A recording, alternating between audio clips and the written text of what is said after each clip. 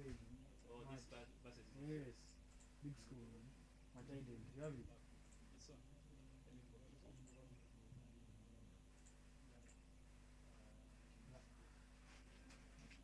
You know, when I zoom in that out. There's only one there. All of them.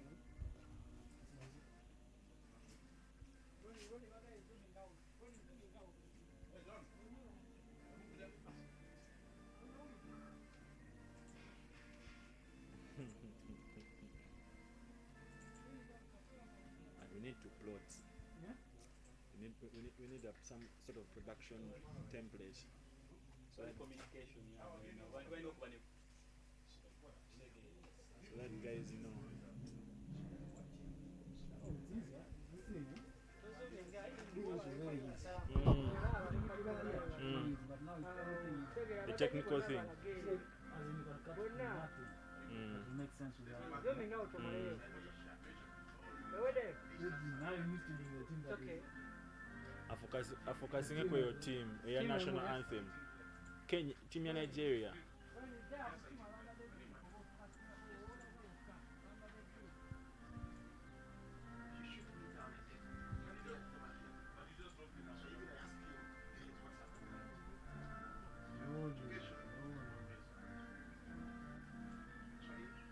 You have it? I'll tell you how to play it, yeah?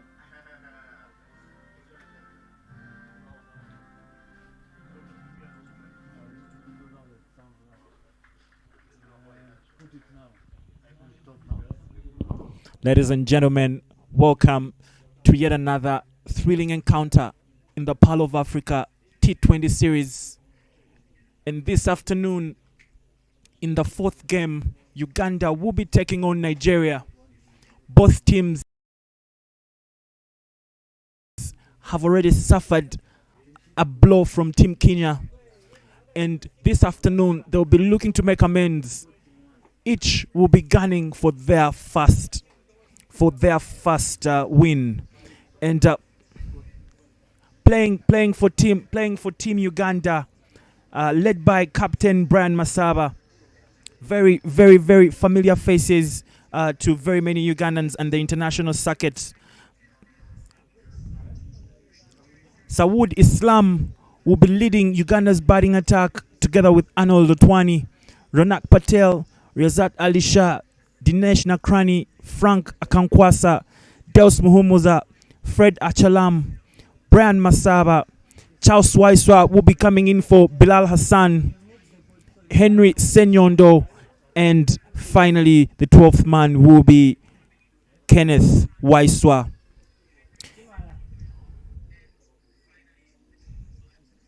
And moving on to Team Nigeria, that earlier took a beating from Team Kenya. They will be led by Chimeze Owunzulike, Daniel Adejakuni, Sulaiman Runsewe, Joshua Ainaike, Sesan Adeweje, Vincent Adewoye, Taiwo Mohammed, Peter Aho, Mustafa Yusuf, Prosper Hosseini, and Odieni Isesele. From where we're seated, this Nigerian team is unchanged. This is the very, very team that conceded 108 runs. I beg your apologies. The team that was restricted to 108 runs by Team Kenya. And only Team Kenya managed to chase that score down under 11 overs. It was a very, very thrilling encounter this morning that we still brought to you live from Entebbe. Ladies and gentlemen, as you get a cold something, I'm sure a lot of you will be just wrapping up lunch. I would like to take this moment to thank our proud broadcast sponsors, Dafabet, Uganda Airlines, Rock Telecom. We are very, very grateful for the partnership. And because of these brands, we have been able to bring you this Pearl of Africa T20 series live from the comfort of your home. We hope you're staying safe. We're doing the same. And currently in Entebbe, it's bright and sunny.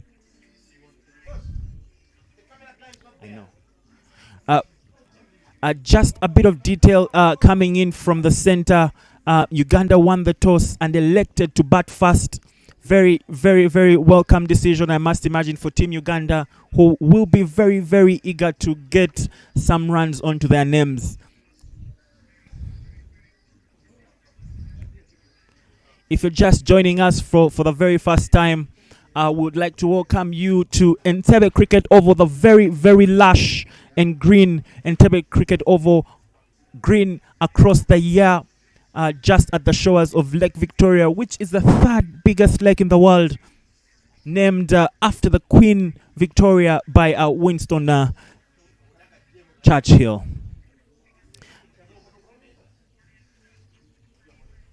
Team Kenya, Team Nigeria getting ready to walk on. They will be looking to recover. They will be looking to recover from a thrashing in the morning. There were some positives. There were some positives that they had to take away, but Team Nigeria will be looking again to take on a very, very, very encouraged batting side of Uganda that are also very thirsty for some runs.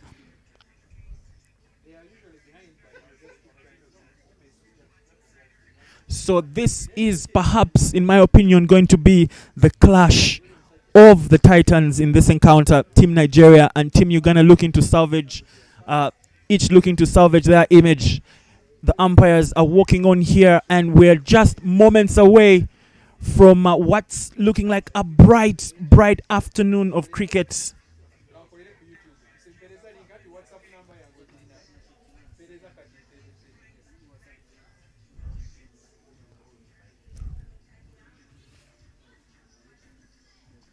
Well, taking a look at Team Nigeria's earlier bowling statistics, they did give away a bit of some extras, so their bowling department has got to try and work on that, and they did bowl a lot of short balls in their earlier encounter. So they'll be looking to really, really keep the extras on a low. They'll also be looking to bowl in the right areas. And here come the batsmen in Sawood Islam and Arnold Otwani.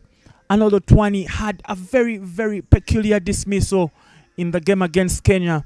Very, very talented young man. He will be looking to make amends for that, as chances for batting are very hard to come by in this very, very illustrious Uganda team.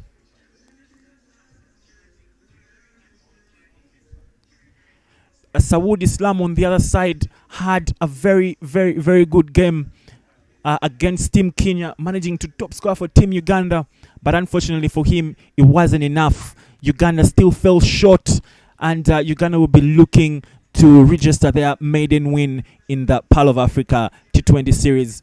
The hosts are not to be taken lightly, but the team from West Africa is also not one to be trampled over. So, ladies and gentlemen, we have a beautiful and wonderful contest on our hands, and you've got to stick with us.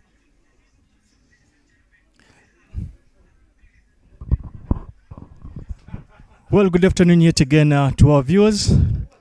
Welcome back to the third T20 of the Pearl of Africa T20 series. Opening the batting for Uganda, yes, yet again is Otwan Arnold will be opening alongside Sawood Islam.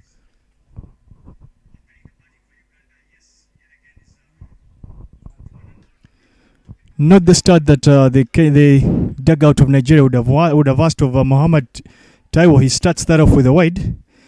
But interesting to see is that that ball seemed to have kept low. Could we be witnessing a two-pace wicket here, or an up and down wicket in the third game of the Pearl of Africa T20 series?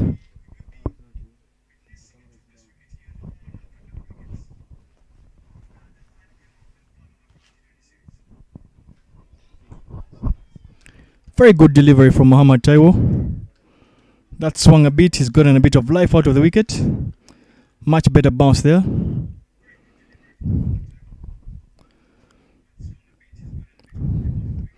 Bit of the defensive field here that Mohamed Taiwo has gone with the deep square leg option, coupled by the long on option, taking out the sleep option, and that simply means that the fine leg and third man are up on the ring.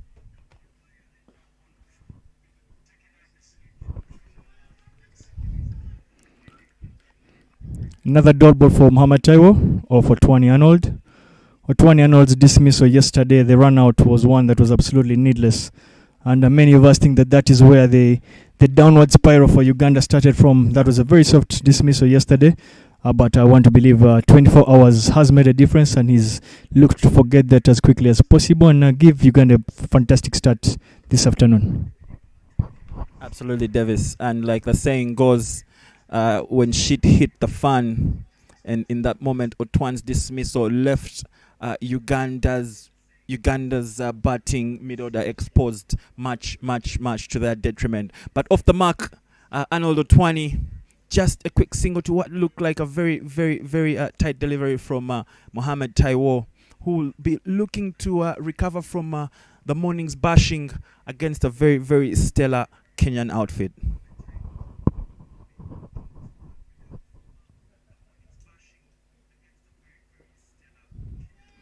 Much better areas from Mohamed Taiwo this afternoon. Looking like he's taken the lessons from the morning pounding, and he's looking to be bowling much better areas. He's set a much better field. He understands that Saudi Islam is coming off a 50 runs that he scored yesterday in a cause, of course, unfortunately losing cause against Kenya. So he knows and understands that Saudi Islam is a batsman that has got quite an amount of skill and pedigree.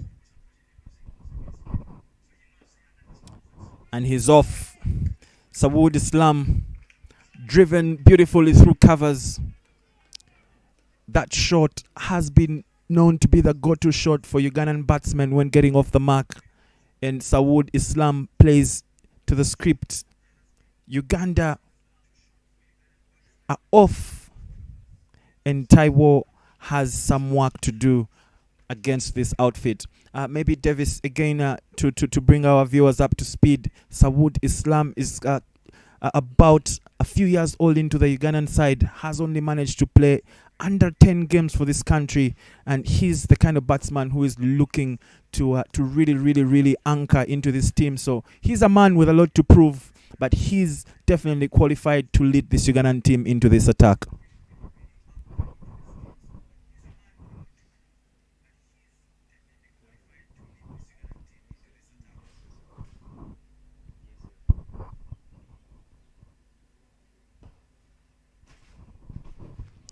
Without a doubt, Saudi Islam provides a lot of quality. He has a solid technique.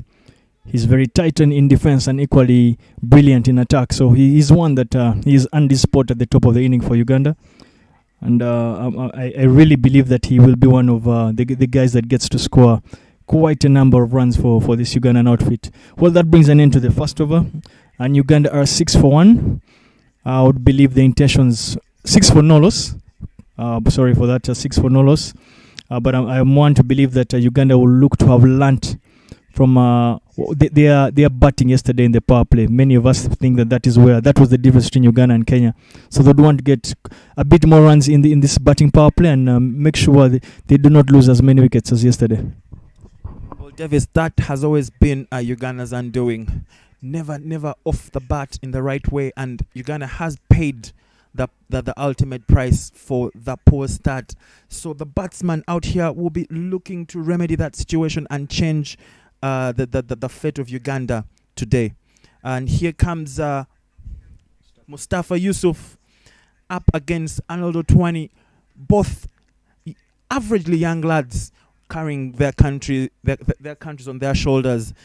This is going to be an interesting duo, clapped and stopped, and that will be a very quick single.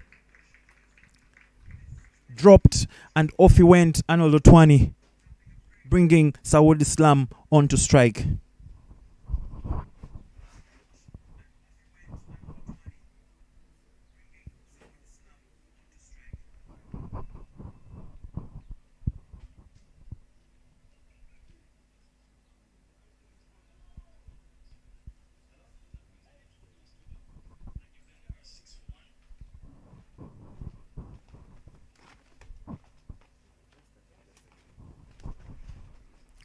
Much better lines, much better length, of course. A back of a length line from Mustafa Yusuf.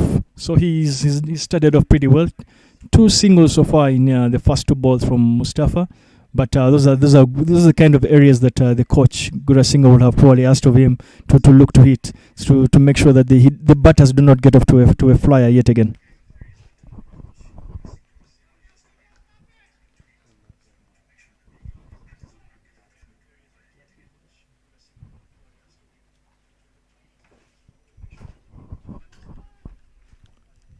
One and all freezes arms a bit of width being provided by Mustafa Yusuf, but not the connection that Otwani and all would have wanted to make, and he would feel that he's missed out on what could have been an early boundary for him.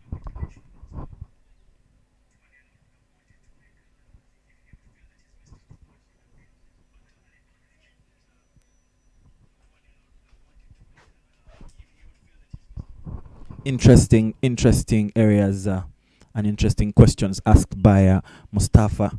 Oh, Otwani getting a bit anxious for my liking. Davis again, very very familiar decision. We did see him become slightly impatient in the crease yesterday, which resulted into as earlier mentioned by Davis, a very very very uncalled for and an unwarranted decision.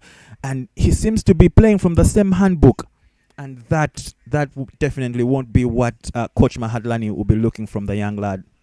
Oh, nicely glanced. Davis, would you reckon that was a chance given away?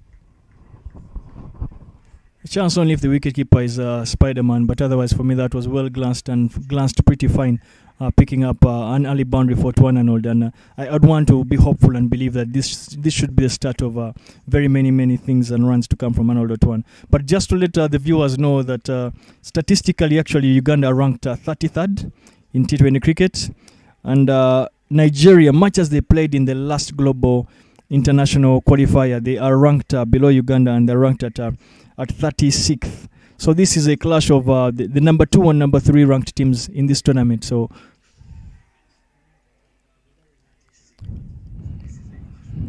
unsuccessful one attempt by Otwani Arnold to try and run that down to third man, and he's unfortunate, and in his attempt he somehow manages to find enough wood to deflect that back onto the stump, so he unfortunately gets bowled.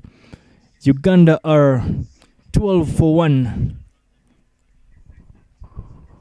Well, Davis, again, Uganda find themselves in very, very familiar territories here. This, again, is beginning to feel a lot like deja vu. And I am compelled to not call this a lack of good luck for Arnold Otwani. There is a pattern that's beginning to take root, and definitely Uganda has got some work to do around trying to get off around their batsman, trying to set this team up. But as it is, Uganda is 12 runs for a loss of 1 at the end of the second over. And here comes Mohammad Taiwo, who will be going into a Tai Chi war against Sawood Islam.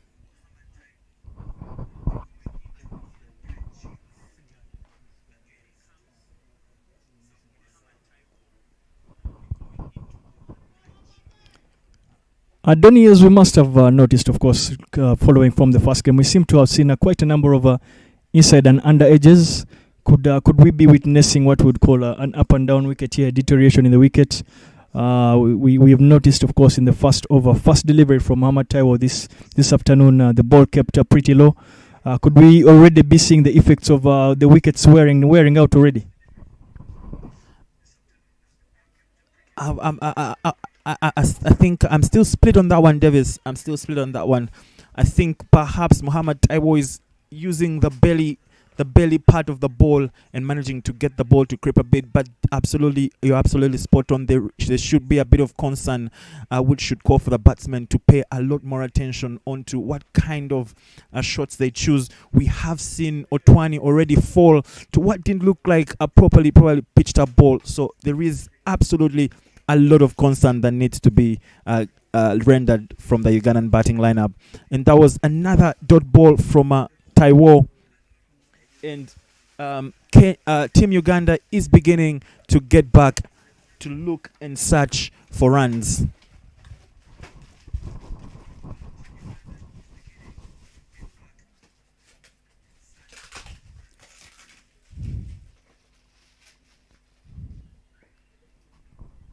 Quick single right there. Saudi Islam manages to find a sleeping field at point, picks up a quick single.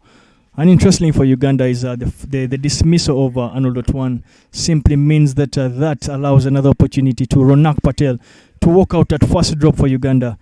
Ronak had an unsuccessful day. That is something that Ugandans have come are not pretty used to seeing. We've been used to seeing Ronak Patel do exceptionally well for this side. But today he gets another opportunity to come in at first drop, looking to forget what happened yesterday and look to try and cement and give Uganda a stunning start this afternoon.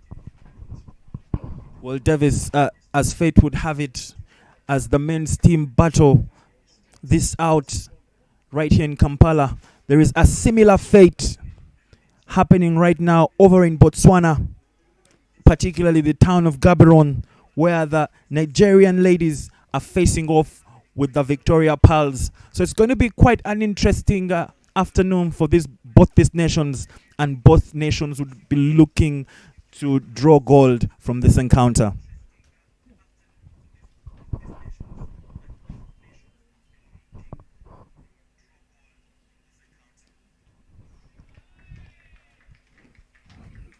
Mohamed Taiwo pays the price for getting his raider off.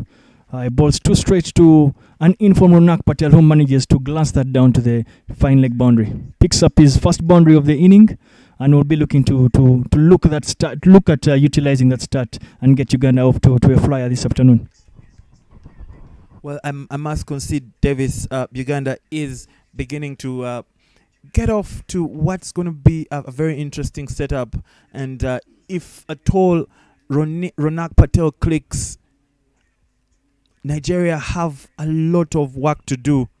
And there again we are, Davis. I think you're very, very spot on. That did keep curiously low, but lucky for Ronak Patel, he was right there to keep it from nicking off his stumps.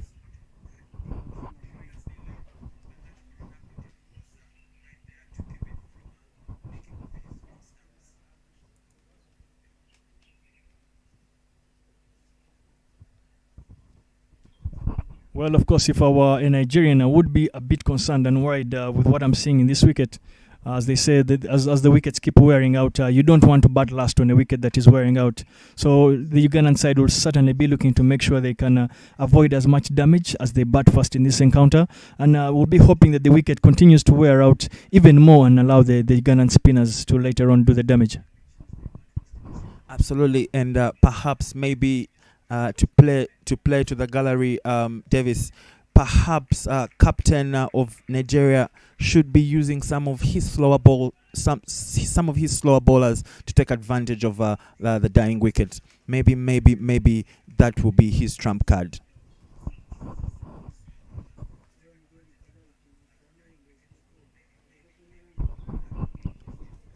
Adoni, of course, as we look to bring as much information and let the viewers know what is going on here in Entebbe, we must, as you mentioned, rightly so, the Victoria Pearls will be up against the Nigerian women, of course, in Gaborone. As if I'm not mistaken, the Ugandans will be trying to get their campaign going after losing to Namibia. Donny, you were part of the team that came up with the name the Victoria Pearls. Okay, not part of, but you must have thrown in a couple of ideas of what you thought on the opinion on the rebranding of the women's team. What do you have to say about that and the result that you guys managed to get to the Victoria Pearls? Well, I must say I think we're still in very, very early days, but I think as part of that team, we're quite happy with the output, and a lot of more work has to go into cementing the Victoria Pearls, because that's going to become the brand that defines and identifies the Uganda ladies team. So beautiful name, again, traditionally, obviously very, very British, but ultimately it's a name that embodies the flair, the elegance, and the character of not just the country, but the pillars of this nation, which is the mothers and the ladies of Uganda. Good defense from Ronak Patel, manages to steal one away to point, and Uganda will be looking to keep their run rate above 5 runs if they really need to keep this contest very, very solid.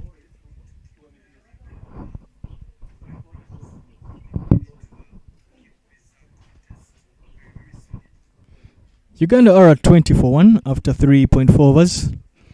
Decent work, you would say, so far, of course, from a wicket that is a bit too pace right now and is offered a bit of an up and downs, irregular bounce. So they will be a bit glad that they've not suffered a lot of damage. Of course, they will miss the services of Tuan Arnold in this attempt to set a big score for Nigeria. But otherwise, they feel 20 for 1 with the 2 senior pros on the wicket. These batters are skilled enough to try and set a decent total for Uganda. Davis, in hindsight of Otwani's dismissal, he does complicate the setup of the team, and he does particularly add to the headache that Coach Mahalani already has. After failing to score in 2 games, will Coach Mahalani be considering options to try and get Uganda the perfect starting partnership?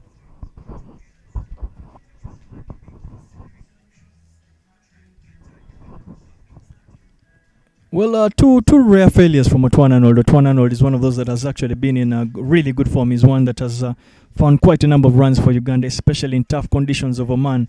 But for me, if our coach Lawrence Abman, I wouldn't be too worried in terms of the modes of dismissals that Tuan has suffered. Yesterday, he was unfortunately run out. Today, he's played on. So for me, those are not dismissals that speak to challenges with technique.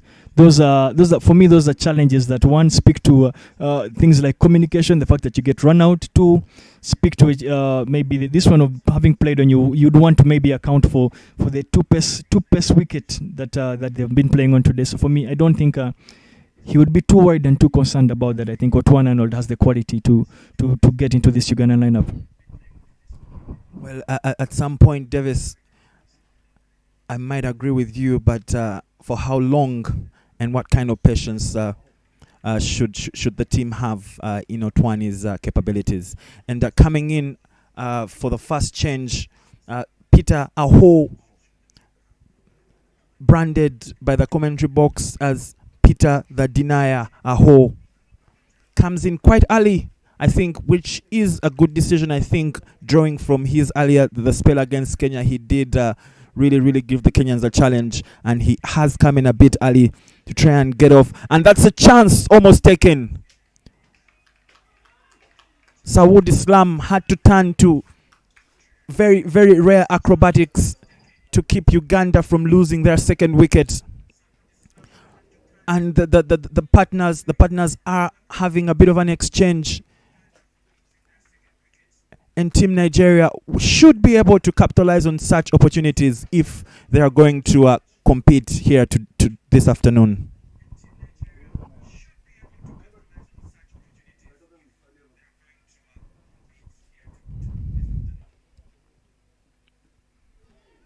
Yeah, Peter Aho continuing the fine work that he offered in the morning. For me, as I mentioned earlier in the morning, that he bowls lively pace. He bowls decent areas. When he gets his radar right, as you saw in the earlier game, he got his radar right and managed to deny, as you say, a Gurdeep passing his maiden 50-20 I-50. So for me, the fact that he has lively pace, he is getting some life out of this, what we would call a wearing out wicket. And it is good to see. It is good to see that he has come out to bowl a bit much earlier in the game. It would be interesting if they had added a slip just to present a bit of a wicket-taking option in case he manages to nick one of these 2 senior batters off. Well, again, drawing from earlier observations made against his input against Kenya, he was a bit generous, more generous to anyone's liking, and especially with the wide balls in the extra department. And looks like, again, Peter Ayo has turned to that script. Chance again, close, bamboozled off. Oh my God, and that looks like it's going to run away to the boundary. My word. Team Nigeria very, very anxious for yet another wicket, and that will cost them. That thirst, that hunger has been known to be expensive sometimes, and unfortunately for Team Nigeria, it has proven to be lethal on this encounter. Uganda are off again, and that was a gift from Team Nigeria. Well, as much as Uganda will welcome the much-needed boundary there, Uganda getting 5 runs there. For me, the area of concern, of course, will be the running in between the wickets, because one, you flutter to think about it, that if one of those Nigerian throws had managed to hit the stump, that would have been interesting to see the result, because I feel the 2 batters are good enough for them to have to try and manufacture singles even where they do not exist. And Peter Aho concedes the first no ball of the inning, and that is a welcome no ball, because that creates a run scoring opportunity in the free hit that will be the next delivery. Well, definitely Uganda will be welcoming the free hit, and Ronak is more than capable of putting that away, much to the punishment of Kenya. Punishment of Nigeria, and he bowls it short, and it's literally clipped. That looked like it was going wide, and I think Ronak tried to signal the same thing to himself. That could have been handled much better, but that came in pretty fast from Peter Aho.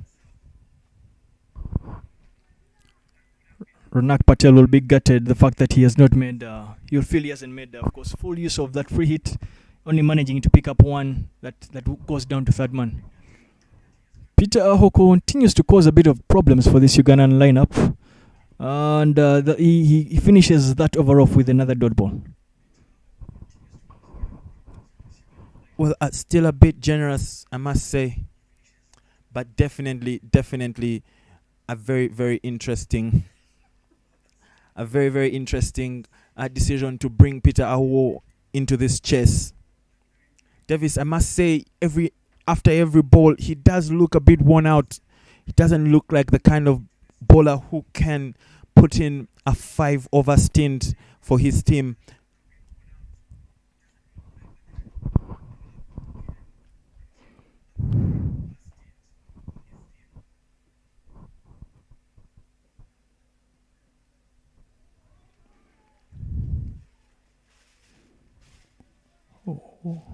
Well, Mr. Umpire Elonge Becker judges that as a good ball.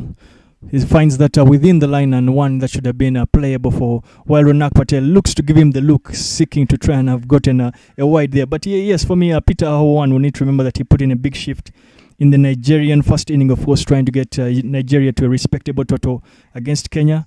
Then came back, of course, to bowl later on. He bowled the final over whereby, of course, Kenya knocked off the total. But for me, Peter Aho needs to find a way of building his abilities in terms of especially fitness. If he's going to play as an all-rounder, especially at elite level cricket, he must find a way of being fit enough.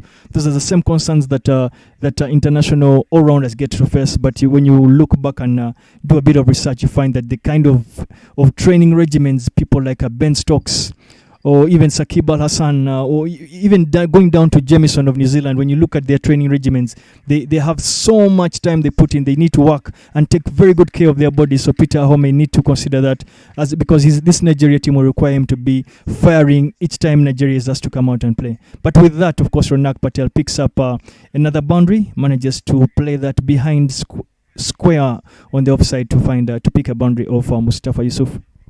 Well, speaking of fitness, Davis, Ronak Patel seems like a man who's managed to get his body in somewhat of a control, somewhat of a shape that he can manage to deliver for Team Uganda. Coming off, obviously, the earlier fitness concerns for not just him, but for the Ugandan team in particular. And Ronak Patel manages to just get a very, very simple single.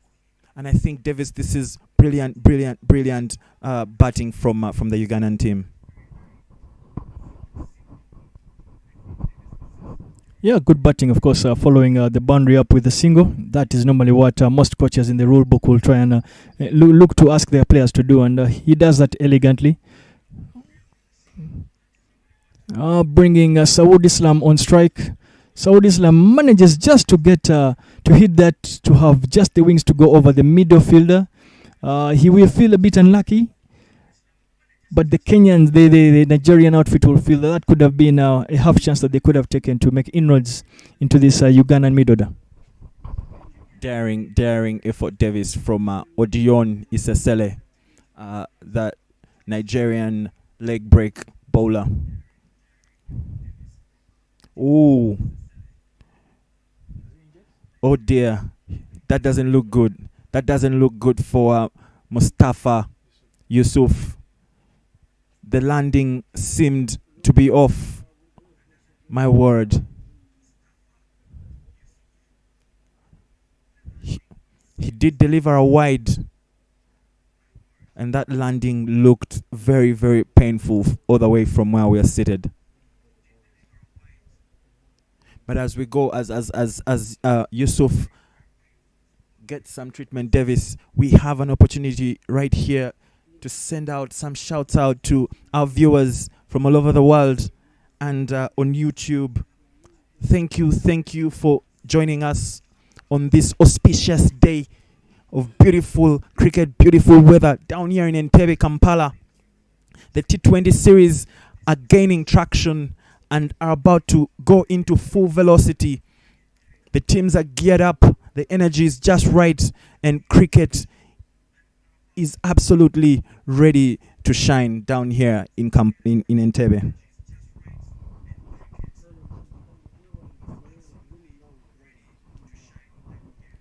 Well, the bit of of course, the medical attention that Mustafa clearly needs has provided an opportunity for the teams to take a bit of a drink, but besides the drink, also pick up as much advice from their dugouts. But right from many of us right here at the Entebbe Oval, we'll be hoping that Mustafa Yusuf is okay and is able to continue with the proceedings this afternoon. He does, though, pose a question. We haven't seen quite a number of bowlers, Davis. Nigeria has turned to Mustafa Yusuf, Peter Awo, Muhammad Taiwo, and Odion Isesele to bowl for their allotted overs. So there is a question from the commentary box: does Nigeria have a replacement for this young lad?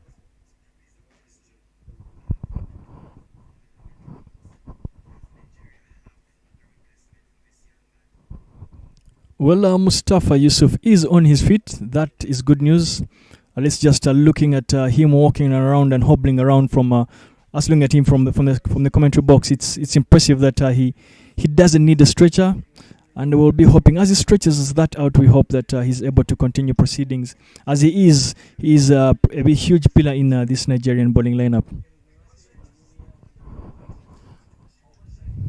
Well, again, we hope he's able to complete this over without doing any serious damage to himself.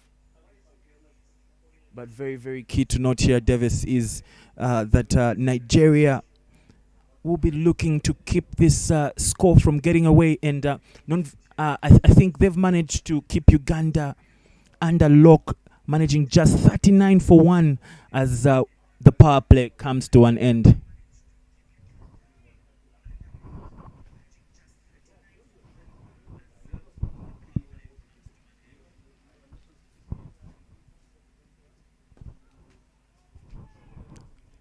And with that, dot ball brings an end to the power play for Uganda.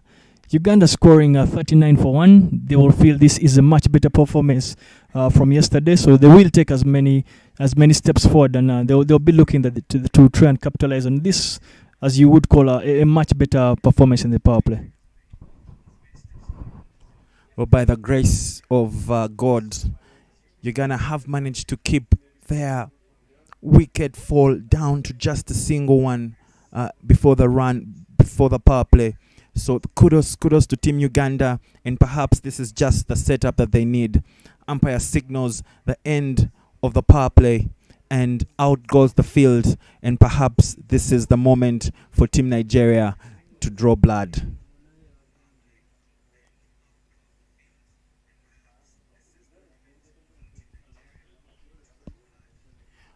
And again, coming from the golf course end is Peter the Denier Awo.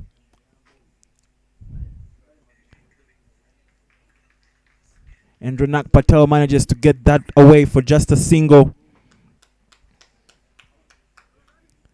Davis, I must concede there is an energy in the Nigerians. Feels like they got just the right dose of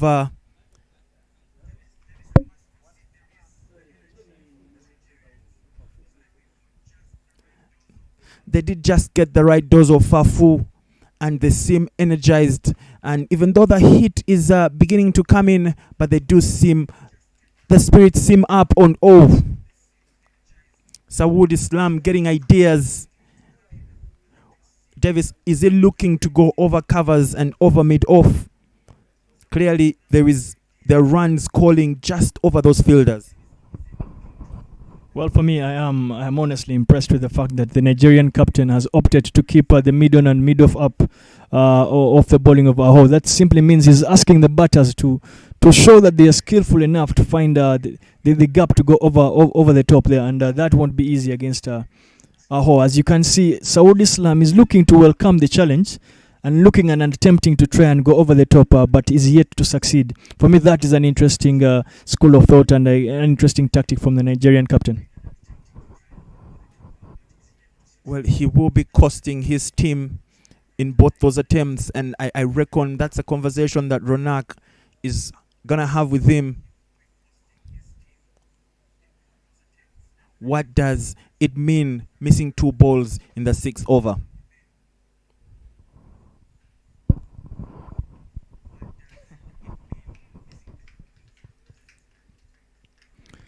Saud Islam, after 2 unsuccessful attempts to go over the top, goes for the other option of looking to maybe simply block it out and make sure they can dash for a quick single, allowing Ronak Patel to try and have his go at this Aho Peter kind of bowling.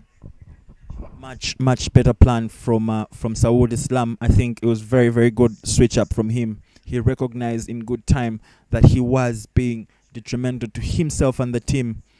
And that's been played very, very finely and nicely by Ronak Patel. He will be looking to make 2. But the duo decides against the second run. Was very, very finely played. Sawood Islam is back on strike. I think in my opinion, Davis, he has lost the duo against Peter Awo.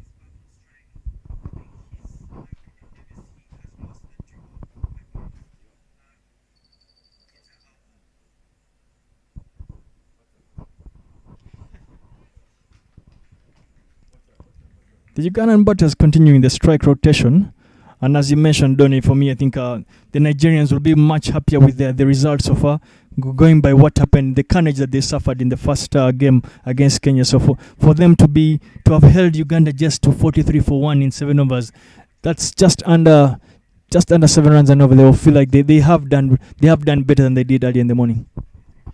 A little too cautious, in my opinion, from Team Uganda. They have failed to get off. They just seem to be not very sure what they're playing for here, Davis. But it's a bit too conscious, a bit too not the kind of Uganda, not very electrifying cricket from the Ugandan dugout, and it's a bit concerning, in my opinion. A team of this caliber, players of this caliber, they've got to be able to punish and pounce on every loose thing that comes from the Nigerian team.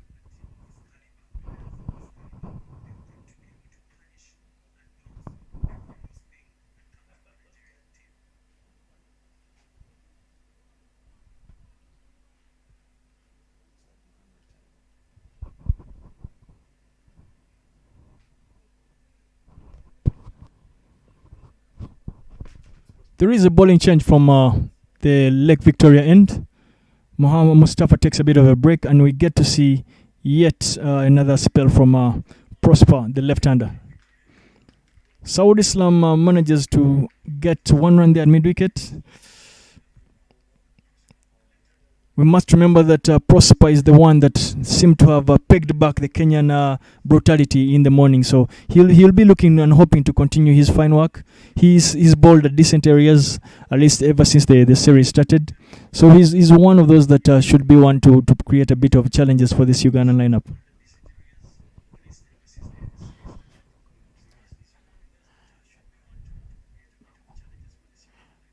Well, there is a very peculiar lack of good contact from the Ugandan batsmen, and again they continue to plague my understanding, Davis.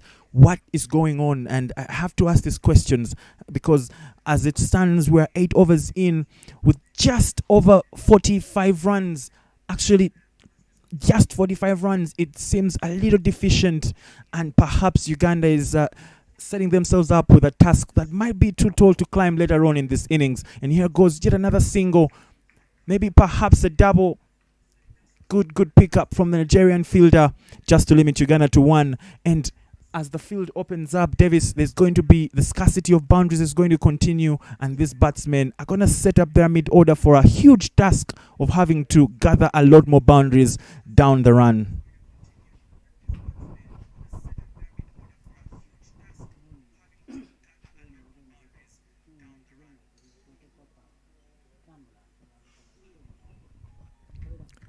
Prosper continues to ask some questions of Ronak Patel and Saud Islam, and he manages to get that to that back in, and but Ronak Patel manages to get just a single, runs a quick single after tapping that to point. Obviously, one of the things that we're trying to look back on quickly, try and use the statistics. I can't seem to remember the last time Nigeria conceded a boundary. That will be a bit of a concern for Uganda. They, especially in a period whereby they should be looking to try and find as many singles and find the odd boundary here and there. But Nigeria making life pretty hard for Uganda right now. Well, the drought for boundaries is a bit of a concern, and it's something that should be a concern to the Ugandan fans and the Ugandan dugout, Davis. I mean, I can't imagine a dugout applauding a single. What happened? That it used to be the other way around, and that's what's happening in the Uganda dugout. Very, very, very happy for the singles. They might be in on something we are not, Davis. Well, Prosper manages to close that over out with another dot ball. But for me, the bigger concern besides the one of the number of singles. One, singles are important because they allow for strike rotation, but they also allow for score building. But for me, the concern I would be a bit worried about is the number of dot balls that Uganda are seeming to be picking up. The average total of dot balls being that teams conceding is about 42 dot balls. Anytime you're conceding more than 42 dot balls, it means that you're not utilizing your resources. And in a game where you only have 120 balls to utilize, you don't want to be in the region of anywhere around anything above 50 dot balls. But it looks like that's the promised land for Team Uganda, in my opinion. Without a doubt, if they manage to cross the Red Sea, that is the next couple of overs, Davis, that definitely is the promised land where they might wake up. And I won't be disappointed if they don't find any milk and honey there.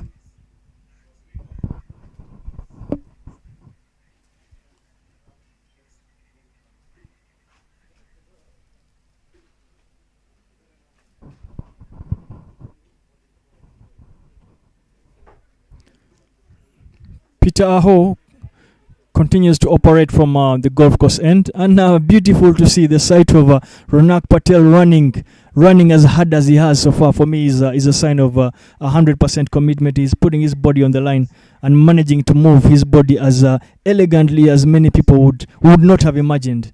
But yeah, that couple of runs continues to allow Uganda build up a total. Donny, as we talked about yesterday, the interview over is a big one. The boundaries are a bit big. So it is a ground whereby you will easily concede too many doubles in the field. But the Nigerians will not mind that as long as they are not conceding boundary balls. Absolutely true, Davis. Absolutely true. Beautiful shot. Almost. A huge shout of no from Ronak Patel as Peter Awo continues to plague this Ugandan batting lineup. and yet to bat for Uganda, and yet to score the very, very thrilling and entertaining Rezat Ali Shah. And Davis, very, very curiously, Dinesh Nakrani is also yet to contribute any real run contribution for this Ugandan team. Huge call out for a 2. That should have been a 2 in my opinion. The throw was way off.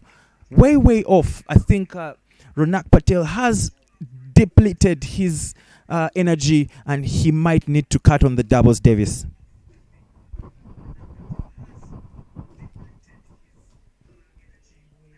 Well, Donny, just to try and address the elephant in the room really is with Uganda cruising, no, not really cruising, with Uganda so far at 50 for 1 in 8 overs. It begs to bring out the question that may be on a couple of people's minds and mouths. At least we've been receiving a couple of those inquiries on the possible inclusion of what people would call the more fluent and more free scoring batters in Arenaito Zephania and Roger Mukasa. Well, they are definitely being missed, not just for their entertainment value, but also the quick off-the-bat kind of approach to their batting style that they've given the Ugandan team in the past. And that again, Uganda fails to connect what was a free hit. Sawood Islam absolutely miscued that down to deep square leg. And again, Uganda fails to execute what was a freebie from Team Nigeria.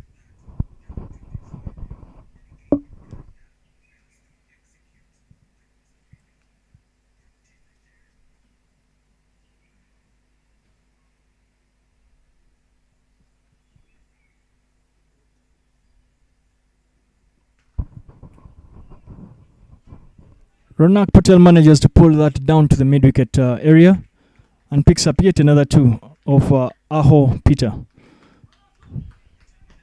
Well, Davis, I am noticing a slight change in Ronak Patel's running junta at this point, and quite frankly, he has slowed down. I think the gas in his tank is running out, and perhaps the Nigerian team is noticing the same, but Uganda definitely need to up their tempo if they're going to get into the run marks of about 150, 160, which they'll be more than glad to actually have on this day.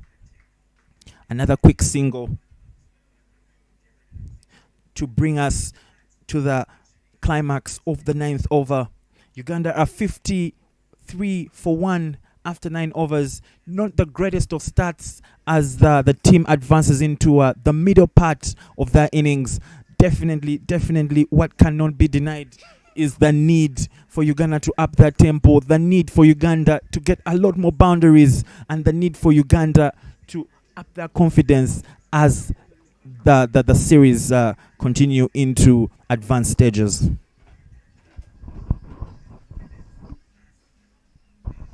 We continue to thank our partners in this in bringing to life the Pearl of Africa T20 series. Of course, we must thank Rock Telecom, the internet providers of this tournament. We must thank you so much for that. We also extend a word of thanks to Uganda Airlines for partnering with Uganda Cricket Association to bring this tournament to life. And we must thank our broadcast partners, Dafabet, that have come on board to allow us avail this stream to you guys all over the world. Oh, Ronak Patel gets one off.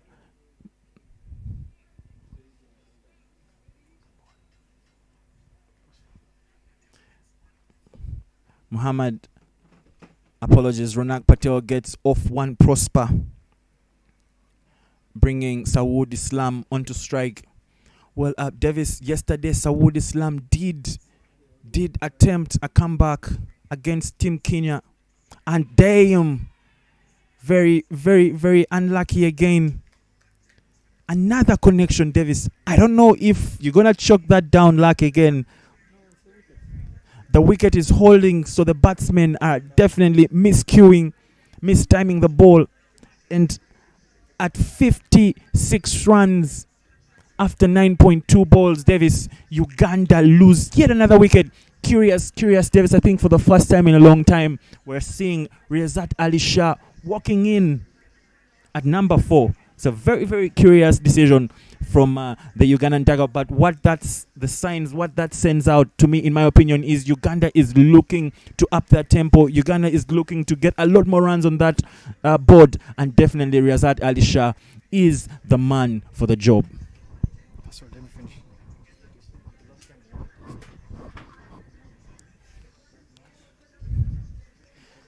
Joining Ronak Patel, Riyazat Ali Shah has been a man to look out, a man to watch in Uganda's batting innings. Previously lethal against teams like Namibia, teams like Kenya. He has punished Kenya. Just last week, he did score about 72 runs against Team Kenya, which actually allowed Uganda to win one of the series derby that were happening in Kampala just last week. So he is the man that Nigeria need to look out for. He is the man Nigeria needs to get out before he clicks.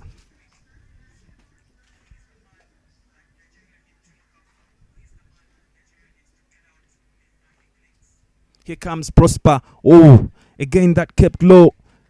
Very, very, very shocked. Riyazat Ali Shah. So Davis, you've batted on grounds that have been worse. Probably have been worse, like this, grounds that have almost lost all the bounce that is there. How do batsmen survive out there? Well, two pace wickets really. They challenge batsmen's techniques. They are grounds that are a bit. They are grounds that will call for a lot of competence in terms of the ability to try and hit the ball as straight as possible. You can't play very square on the wicket, and as you've just seen in illustration from Otwan and from Saudi Islam, anything that you try to play a bit square, you create a chance of allowing the inside edge and the under edge coming into play, and unfortunately that sometimes runs onto the stumps. As you saw in the earlier game, some of the inside edges that Gurdeep Singh in particular found a way of missing everything, especially the stumps, and running down the boundaries. But that wasn't very fortunate for Uganda so far, as we have succumbed to two inside edges that we've managed to play on. But interesting statistic, by the just so you know, is that Uganda's T20 form has left a lot to be desired. Really, Uganda has won 2 out of their last 90 T20 international games, and the last win coming on 23rd of May 2019. So that will be a statistic that Uganda will want to change pretty quickly. The last win came against Ghana in Kampala. That was at Lugogo. So those are statistics that the Uganda national team will be looking to try and find winning ways as they prepare for the qualifiers that will be happening in Rwanda pretty soon. Didn't peg you for the statistician, Davis, but I will appreciate your research. The research that's gone into portraying Uganda's lackluster performance in the T20 version of this game. So again, I think, Davis, we're in agreement. There is an absolute need for Team Uganda to step up and perhaps change that statistic, and maybe add a little bit on that a little meat onto that flesh that is their T20 display on the international circuit. And Davis, I think we are witnessing a change in the bowling attack. I think Peter Awo will take a rest, and the captain has brought into the attack the left arm leg break, Odion. Right arm leg break, Odion Ailese.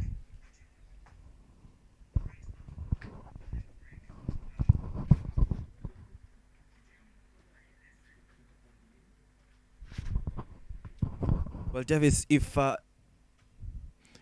Odion's earlier display against Kenya is anything to go by, he will be bowling a lot of full tosses. Not very different from Gurdeep Singh, and to my pleasure, actually, he did actually bowl to Gurdeep Singh earlier and gifted him the same freebies that Gurdeep Singh gifted the Nigerian batsman earlier on. But here comes Odion again, and this time he will be against Ronak Patel.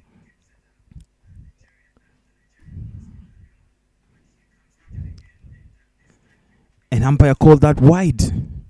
Uganda will be very, very happy with the extras. Davis, I think perhaps this is the here comes the avalanche of freebies for team Uganda. Perhaps Uganda's chance of getting into the 150s won't actually come from their own bats, but from the freebies from Team Nigeria.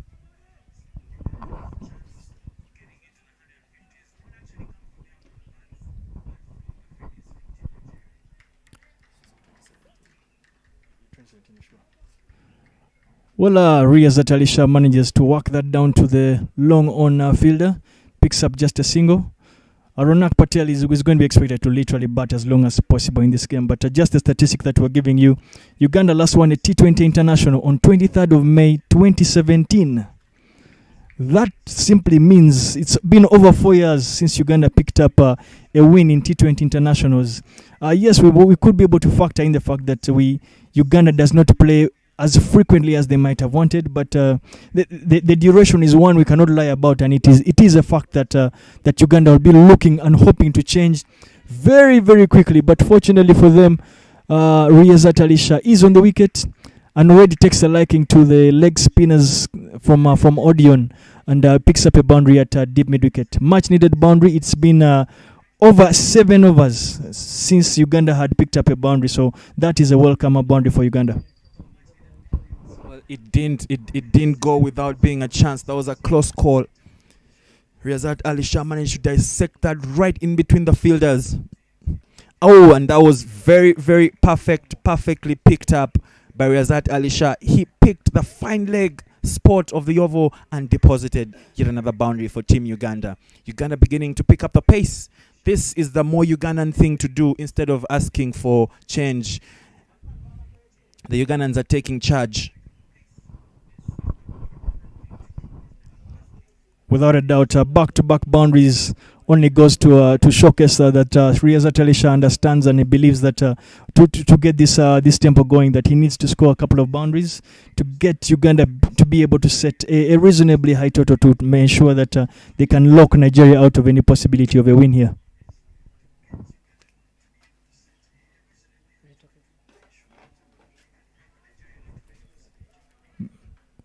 Riyazat Alisha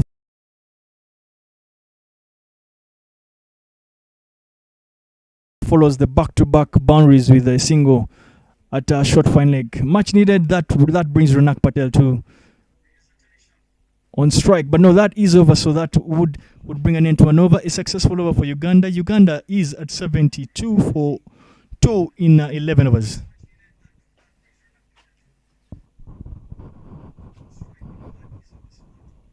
Well, I did earlier mention that Ronak Patel's engine has been put to the test, and as we speak, he has managed to deposit some coolant into his engine, and perhaps that will revitalize and reinvigorate Uganda's first innings.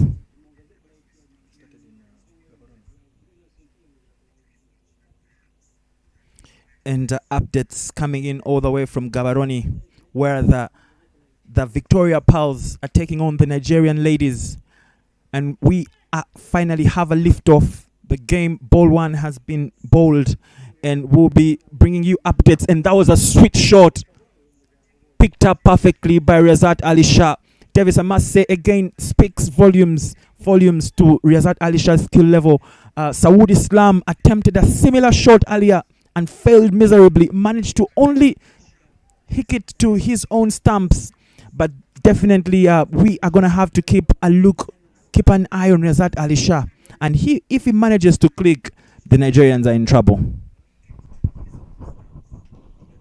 Beautiful shot down the ground from Ronak Patel. He understands that he simply needs to try and make sure that he can get Riyazat Alisha as much strike. So all he's being asked to do is try and rotate the strike and make sure he holds one end and allows Riyazat Alisha to look to propel this Ugandan first inning to a total that they can defend. Of course, news coming in from Gaborone is that the team lineup for Uganda is it is an unchanged 11 for the day. That simply means Proskovia Lako will open alongside Rachel Ntono, Rita Musamali, Captain Immaculate Nachisui, Esther Iloko, Stephanie Nampina, the Vice Captain Janet Mbabas is in there, Kevin Awino, Irene Olumo, Evelyn Anyipo, and Konsi Namungu. Those will be the 11 Victoria Pearls that have been tasked with the duty and the opportunity to go out this afternoon to take on the Nigerian women and pick up a victory as to get their campaign started. Familiar territories for these two teams, for the ladies and male teams for Uganda, both looking for their first wins in their respective tournaments. And down here in Kampala, they're being cheered on by thousands and thousands of fans. So they will be carrying the black, yellow and reds to glory, and if not, they will have a very, very, very unhappy lot of fans down here in Kampala.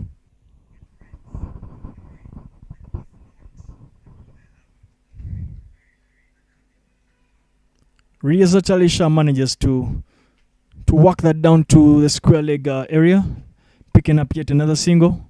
It's very good to see the strike, the rotation of the strike. That is very important in T20 cricket, especially in this phase of the game between the over number 7 and over number 14. These are key overs whereby quite a number of teams. It's a make or break kind of period in T20 cricket, and it's good to see Uganda pick up the odd boundaries, but importantly continue to rotate strike.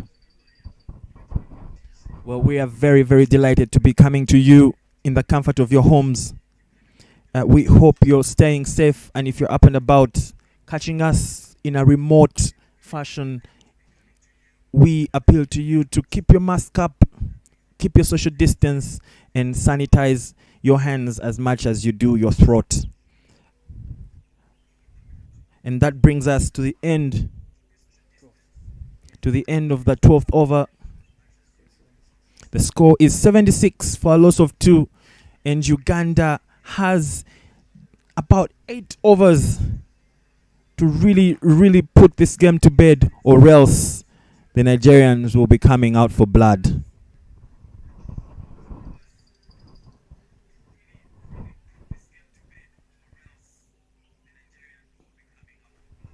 Short and wide from Odeon.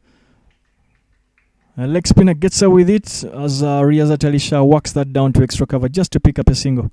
That brings Ronak Patel on strike. Well, Davis, I must call out that there has been a deficiency, a very, very questionable deficiency for Ugandan batsmen to find the gaps. We did see the Kenyan batsmen earlier on pierce those gaps with verve and intent. Davis, failure for the Ugandans to find those gaps to pierce the rope have really, really, really hurt this batting attack.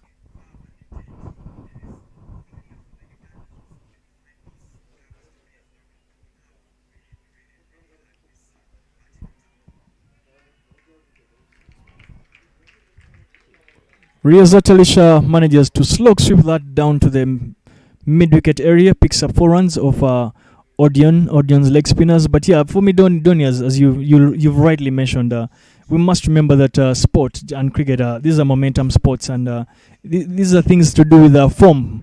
Current form, as I've just mentioned, is not very good. Doesn't say too much. So many good things about the Ugandan side in T20 internationals. So it will be a bit difficult for them to look to express themselves. They have also not been very lucky. Most of the good shots they've played have gone to fielders. Others have they've unfortunately played on. So I think it's a matter of getting that monkey off the back and first getting a win into their belt and see if they can build from there. Davis, from where I'm seated, it's beginning to look like a gorilla or a baboon on their backs. I think it's more than a monkey at this point. So definitely, Uganda has a lot of work. And again, we spoke too soon. Yet again, another short ball played just to the fielder. There doesn't seem to be any intent from this batsman to try and pierce gaps, and it's a bit of concern. Otherwise, this Ugandan team at 84 could perhaps be in the regions of their hundreds.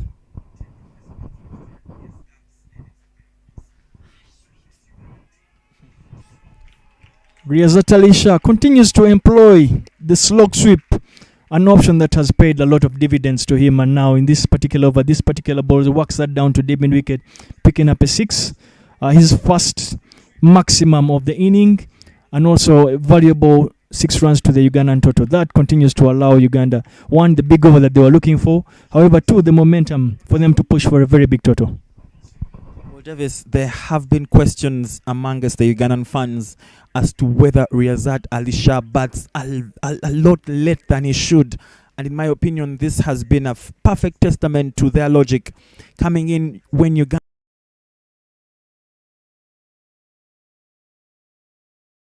really needs to accelerate and managing to execute that plan. He has the skill, he has the talent. So absolutely, I think the fans have a point here, and perhaps Coach Mahlani needs to yield.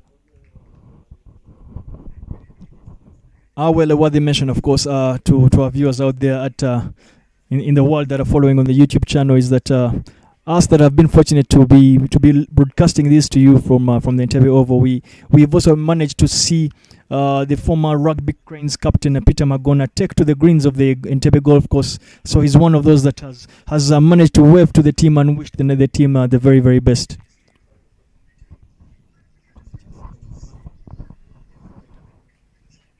Well, definitely we are in the company of so much greatness down here in Entebbe, and as greatness continues to pour out, Ugandans will be looking to bank on that greatness and perhaps land their maiden win in this encounter.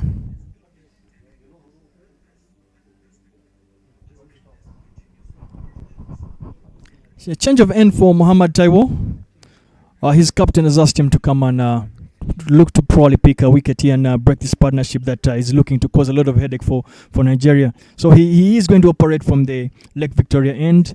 Fortunately for him, he will be operating with the breeze that should be able to help him. The breeze will be coming from right over his right shoulder, blowing over the ground into the what you'd call the dugouts.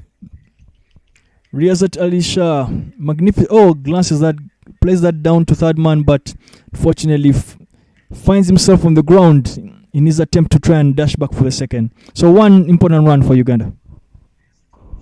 Well, he does seem to have taken a knock, and the Ugandan team physio will dash over as play pauses for a bit, and would like to take this opportunity to send big massive shout outs to our partners and sponsors in this Pearl of Africa T20 series, coming to you live from Entebbe.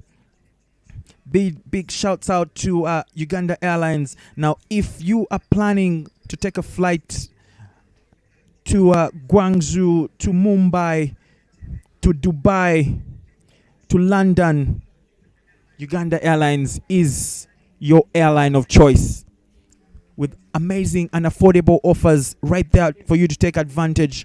Comfort and SOPs have been put into consideration to make sure that you have a safe flight to your destination.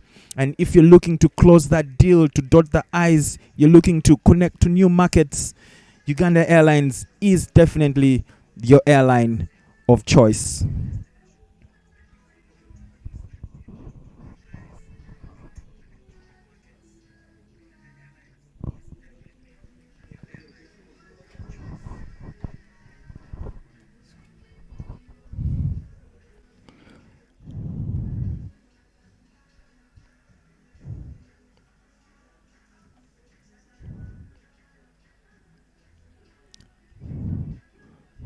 We continue, of course, to thank all those that are spare time to watch this live stream broadcast that is being brought to you from Entebbe Cricket Oval, as this is the third game of the Pearl of Africa T20 series, sponsored by Rock Telecom, the internet providers of this tournament, but also sponsored by Uganda Airways, the national carrier for Uganda, coming on board to partner with the Uganda Cricket Association, together with the Dafabet that are allowing and providing the broadcast live for you from Entebbe.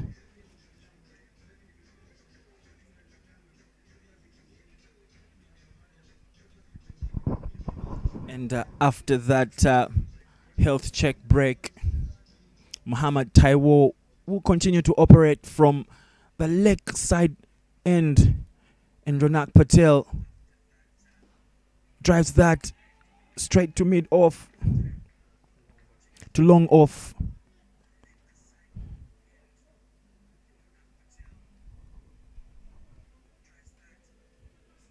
We'll be bringing you a bit of an update from Gaborone in just a while, but we're very confident that the game is going on as we speak, and we'll be keeping a very, very watchful eye on that game as well.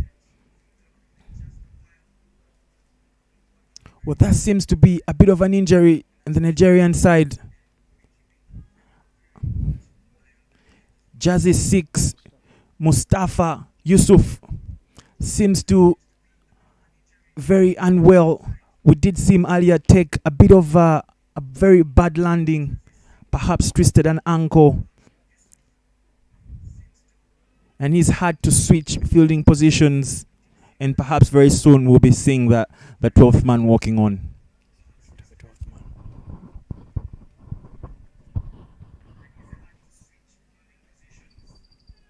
Well, Riyazat Ali Shah and Ronak Patel continue to rotate strike, picking up yet another single of Muhammad Taiwo.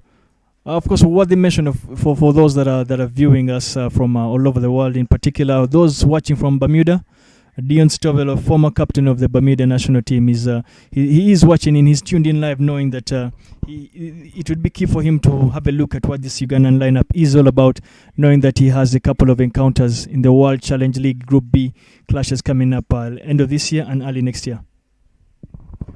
Davis, in my opinion, that's right. I'm not very sure how to react to that information. I mean, this live stream, whilst being a very, very nice innovation, seems to be giving away our playing tricks to the pending competition. So, absolutely, perhaps something for us, the emotional fans, to worry about. But we're absolutely loving the ambience down here, and absolutely grateful for everyone who's tuning in from wherever you're tuning in from.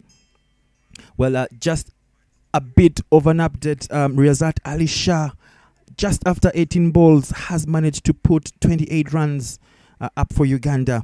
Already running off and about to get Ronak Patel, who has 30 runs from 32 balls.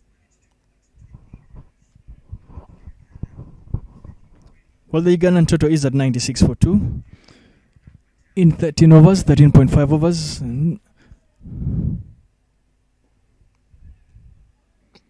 That's well fielded by Aho Peter. Manages to stop the what looked like a cheeky single that Uganda were trying to get.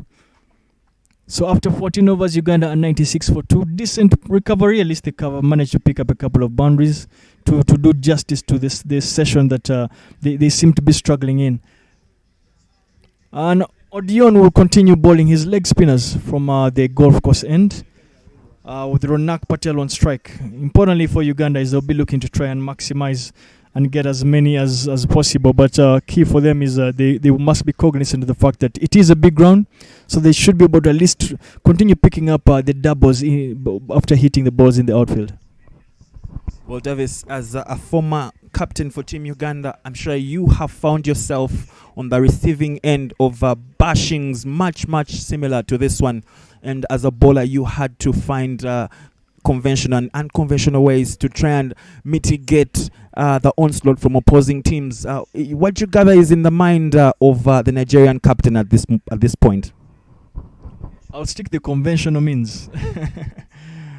Well, really, the real book for such situations would be a pretty simple. You're looking to not consider, especially boundaries. You're looking to keep the batters playing the high-risk cricket, trying to go for boundaries, because that will allow you wicket-taking opportunities. And as I said earlier, wickets tend to peg back what you would call run rates. And so picking wickets is the best way of making sure that you slow down run rates, and not just run rates, but also allows you to save a couple of runs in the field rather than having to go for a lot more runs.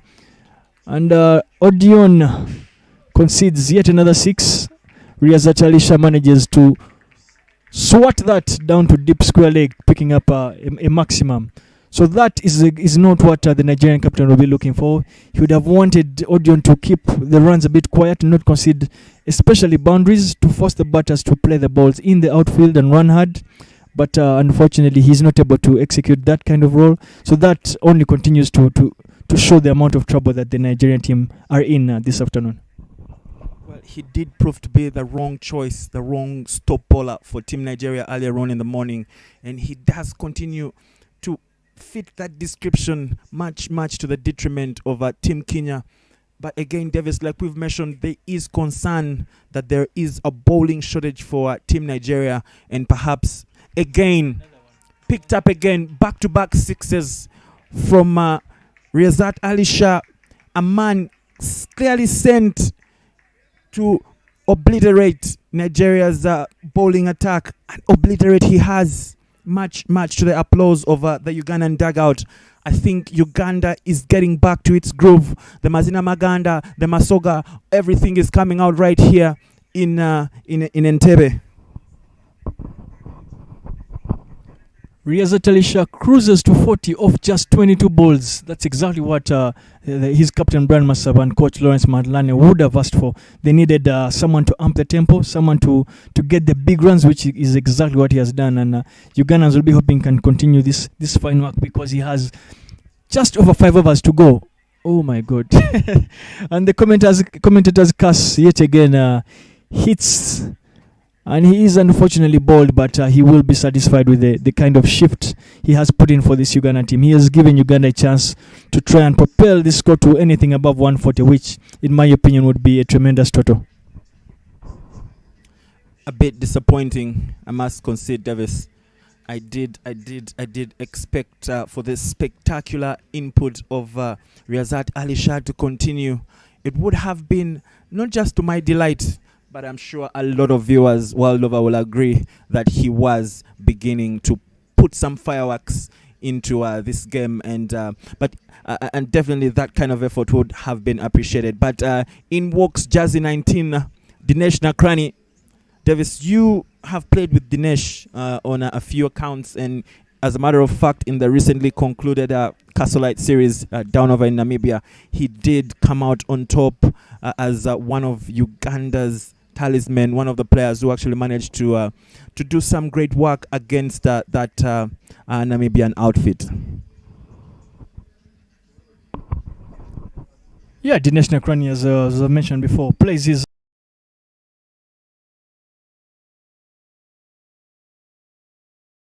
trade for the Kochi Tigers in the National League.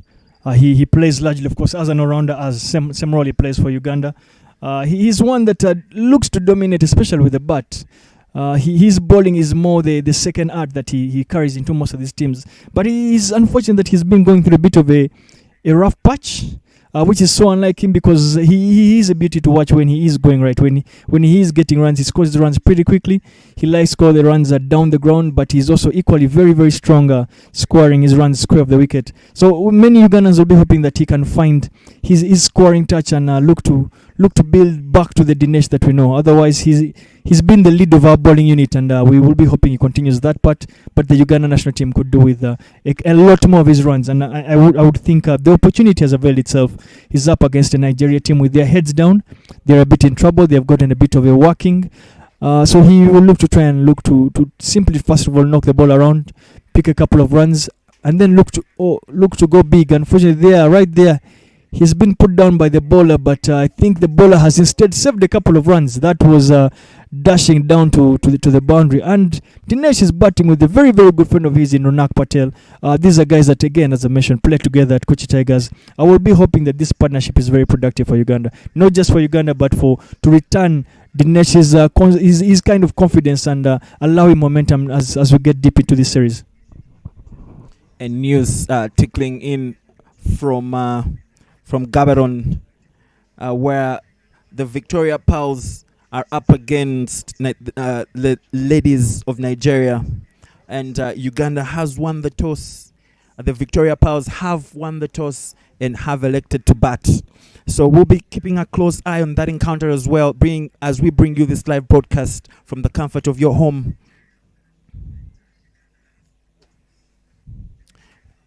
And we're seeing yet again a bowling change for Team Nigeria.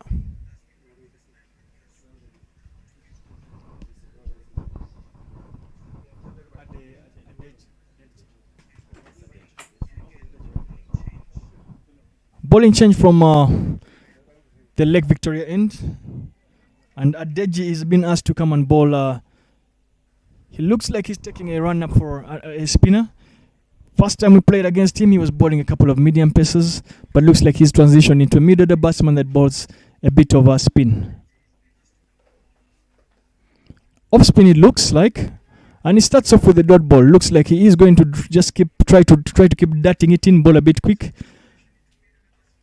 and look to try and make sure this Ugandan lineup doesn't get out of way for them. Well, Davis, he wouldn't be the first cricketer to change his ways mid his career.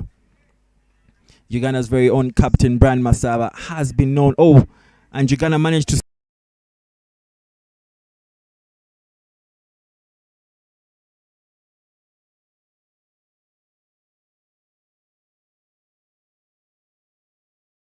still 2 runs from that rather lengthy delivery from Adeje. As I was saying earlier, it has been known to happen.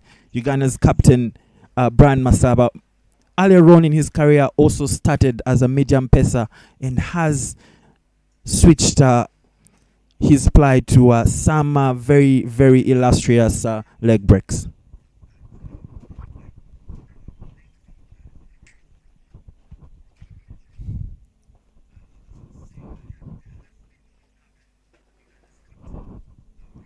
Adeji doing a very good job for his captain. He's looking to bowl straight, not to provide the batsman any form of room, and he's considered just 3 runs so far of the 4 balls that he's managed to deliver. So that will obviously be a successful over for him and for his captain. Perhaps Nigeria's best over in the last couple of overs. After that bludgeoning from Riazat Ali Shah, Nigeria has done well to keep this Ugandan batting order from denting a lot more damage onto the scoreboard.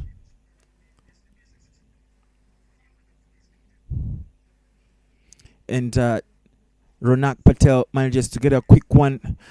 He's gotten a bit slow in his scoring, Davis, for me, and at this point I'm caught in between. I'm not so sure if perhaps his shift needs to end soon so that we can introduce a lot more energetic and someone a little bit more intentional in their scoring.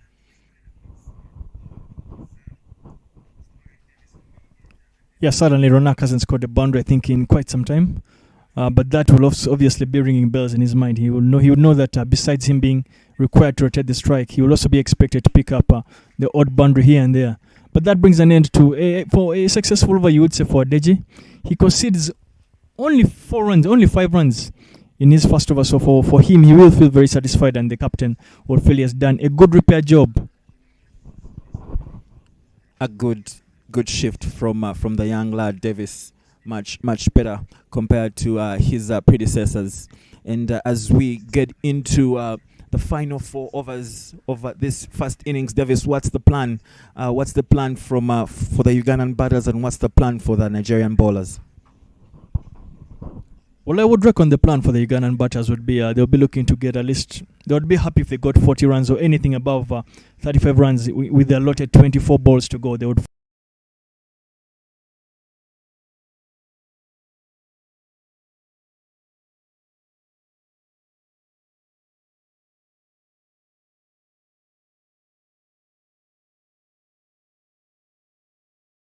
to take the total anywhere above 150 runs, which in my opinion at this interval is a very, very good T20 score. The plan for the Nigerians would be simple: to try and make sure these batsmen do not get away from them. They'll be looking to pick up maybe a wicket or 2 quickly, so that they manage to pick back any intentions of looking to go very, very big from Uganda, just as Uganda did to the Kenyans yesterday in the game. Uganda managed to pick up a couple of wickets at the right time, and they managed to peg back the Kenyans from going for a much bigger total. Davis, what we cannot deny at this juncture in this inning is that both teams have an uphill task. Both teams have a plan to execute. Bludgeoned straight through covers. Beautiful shot. Davis, this is the Dinesh Nakran that we warned our viewers about, and he seems to have finally shifted gears, and perhaps we're yet to see a fantastic finish for Team Uganda. Well, for me, there's no doubt about the quality that Dinesh comes with. For me, it's key for him to know and recognize and remember that he has the class and the skill to be able to execute. It's key for me I'd be very happy if he can get at least to face 15 balls, because I would think if he got to face 15 balls, he's able enough to fully utilize the 15 balls and look to maximize them. Those 15 balls for Dinesh Nakrani might be the difference that will allow for his return into form. So for me, if he can manage to get 15 balls in this particular inning, that will be a start of the return of the Dinesh Nakrani that we know. Well, Davis, the ghosts of Ronak Patel and Sawood Islam's in between wicket misgivings returned just a minute there to haunt this pair. Nigeria came close to getting a run out. Stopped again. Beautiful stuff from Team Nigeria. And again, Davis, once again we've seen that the Ugandan players can't seem to dart the spaces. They can't seem to find the ropes with those full deliveries that are coming in from Peter Awo.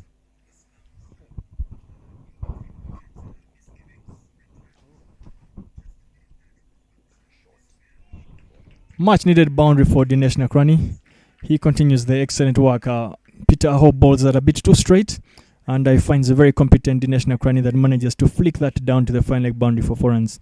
That moves the Ugandan total to 119 for 3 in 16.3 overs. Speeding away Team Uganda. They seem to have finally gotten their Maserati and fueled it. Dinesh Nakrani is a man on the mission. And a bit of a correction from us. That brings Uganda's score from 123 to 123 for 3. There is a hovering need on this batting partnership to get Uganda as many more runs as they miraculously can. And Dinesh, there goes a chance. There goes a chance, and it will go untaken. It will go untaken. Dinesh Nakrani asking his partner Ronak Patel if they can steal one more run from what looked like a slacking Nigerian field.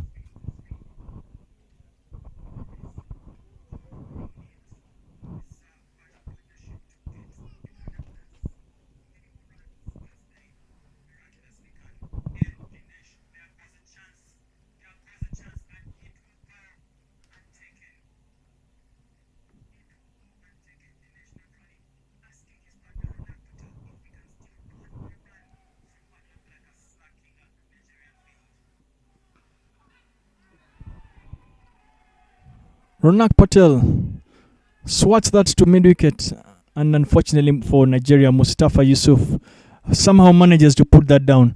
Well, that allows Uganda to continue their progress to try and pave a big total. Score is 124 for 3 in 17 overs. That leaves 18 balls for Uganda.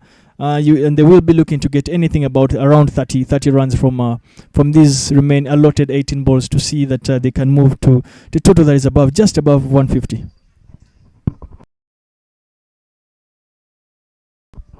Well, Davis perhaps not the best defense for Muhammad Yusuf, but he did just suffer an injury, and I must dare say that perhaps not the luckiest man today.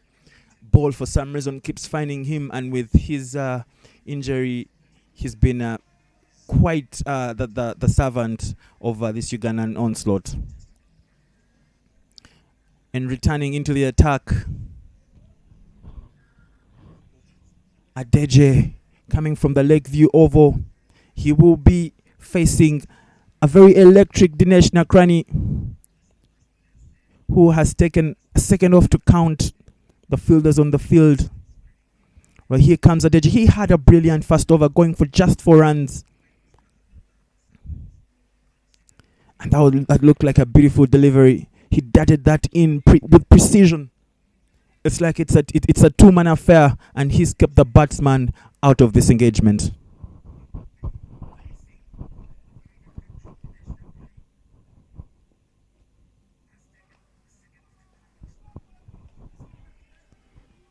Tinesh manages to pierce the cover area and manages to dash back and make ground to pick up a couple there.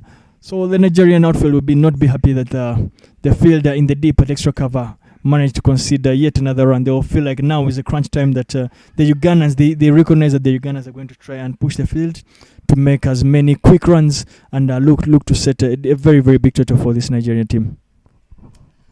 I do feel for Ronak Patel Davis. He's been out there for a while, and frankly, he isn't the fittest member of the team. Sweet shot. They'll be looking to take another couple. And the Ugandan batsmen changed their minds at the last minute, and perhaps that would have ended in premium tears for the Uganda national team. But good call to stay at bay. Beautiful fielding from the boundary, from long on, and in this case mid off, long off for the left-hand batsman.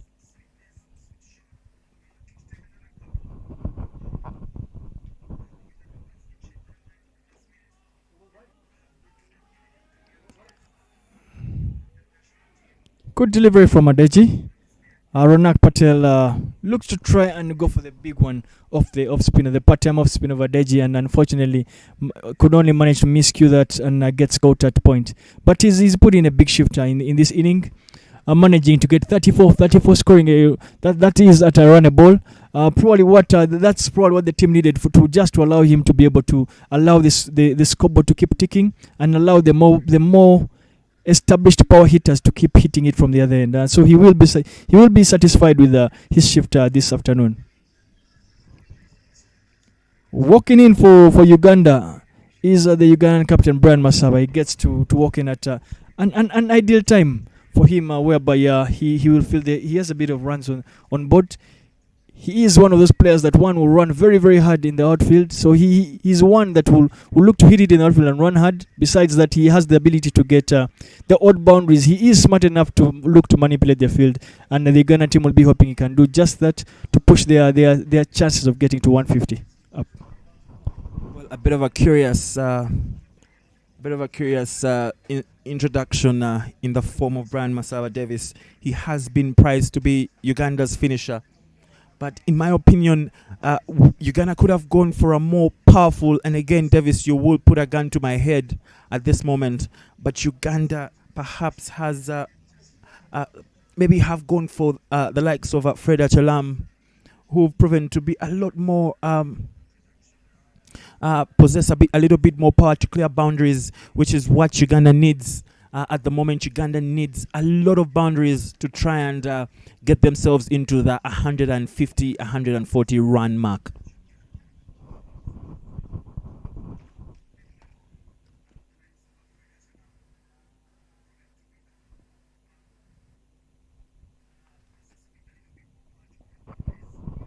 Beautiful delivery from Adeji. Manages to pierce the Yorker in and gets it spot on to keep Dinesh Nakrani quiet.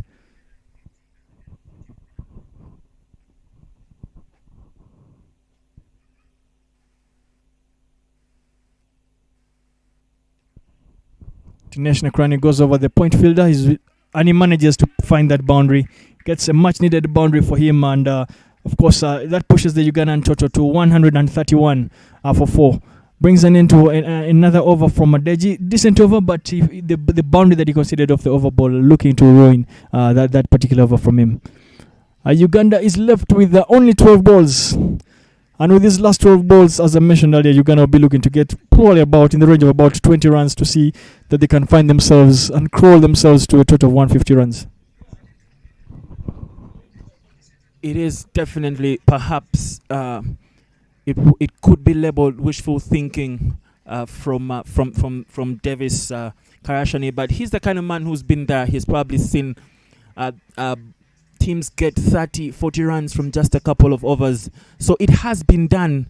And as a matter of fact, Uganda has just the right batsmen to execute a plan that uphill. If you're just joining us from wherever you are, we're very, very, very glad to be bringing you the Pearl of Africa T20 series live from Entebbe, proudly made possible by Dafabet, Uganda Airlines, and the rock solid, rock telecom. Oh, Brian Masaba, that's a gap there just for one. Perhaps a bit more meaty contact would have led that to the boundary, but he'll be very happy to get off the mark and bring the already fired up Dinesh Nakrani into the attack. Interesting bowling figures so far from Prosper. He's only gone for 11 runs in the 19 balls that he has delivered for Nigeria, and that will be something that he'll be looking to try and keep the momentum going. Look to utilize the kind of wicket that is out here.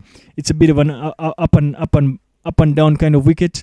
It's a bit of a two-pace wicket, so his left armers and cutters have been very, very useful so far, and as he's managed to keep this Ugandan brutal batting lineup quiet.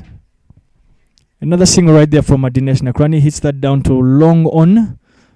Which long on fielder manages to keep that to just 1 run. That brings Brian Masaba on strike.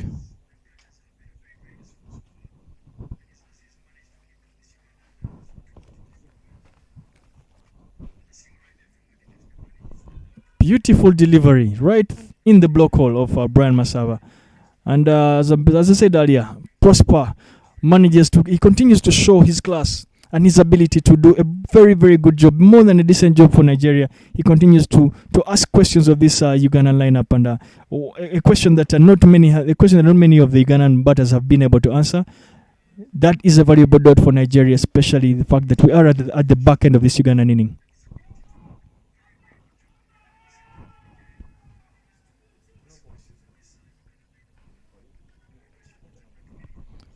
Brian Masaba manages to hit that down to long off, yet to find the boundary so far at a time whereby Uganda would be really looking to get a couple of boundaries and finish this inning off with the momentum.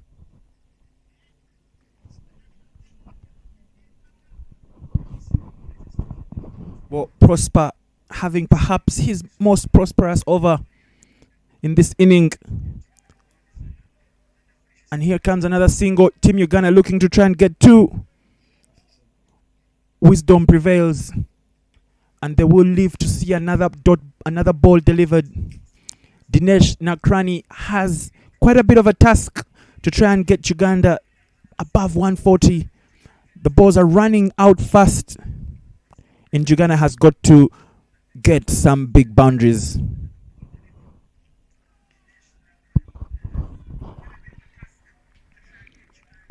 Brian attempts the reverse lap, looking to try and make full use of the third man option boundary, but he doesn't get the much needed timing that he might have wanted. But picks up a single, and with that single, that brings an end to Prosper's over, not just over, but his beautiful spell. He is bowled magnificently well for this Nigeria team. His captain could not have asked for more, and he has delivered. Well, there have been questioned if Brian Masaba is a hugger, and the amount of love he just shot that ball answers those questions. Brian Masaba literally took that shot to the chest. The only thing that was missing was him wrapping his arms around the ball. But he did manage to get away with just 1 run. And here comes the final over.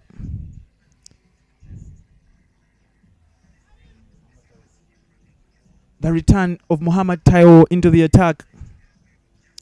He didn't have the cleanest shift earlier on in the innings, and perhaps will be looking to make amends. But he's bowling to the new batsman Brian Masaba, who perhaps is also in or on a quest for some runs.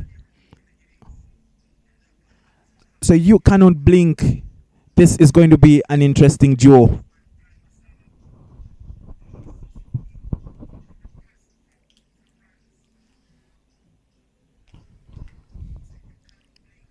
Well, a bit of a fielding change right there. The fine leg comes into the boundary, and those that know Brian Masaba, he will probably be looking to take that option and look to lap that ball. If he recognizes that Muhammad Taiwo is going to be looking to ball in the block hole, that presents a boundary option for Brian Masaba.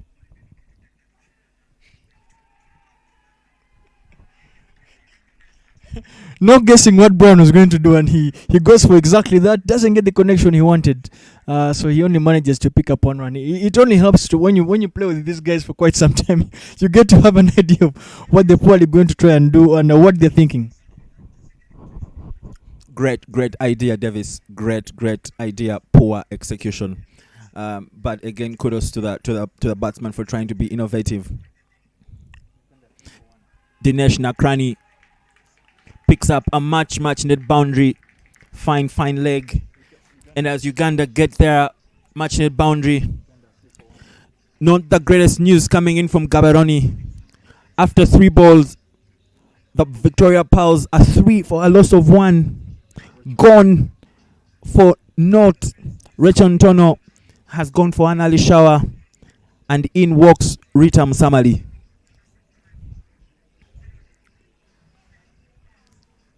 Muhammad Taiwo will be looking to keep Uganda from 150. Dinesh Nakrani picks that up again, and that's brilliantly fielded.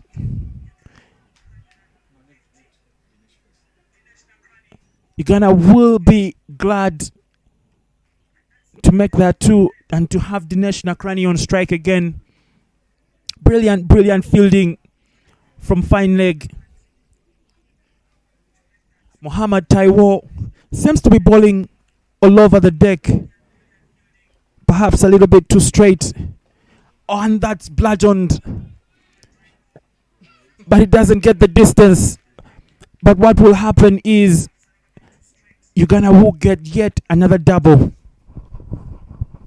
Dinesh Nakrani manages to muscle that just over the 30-yard.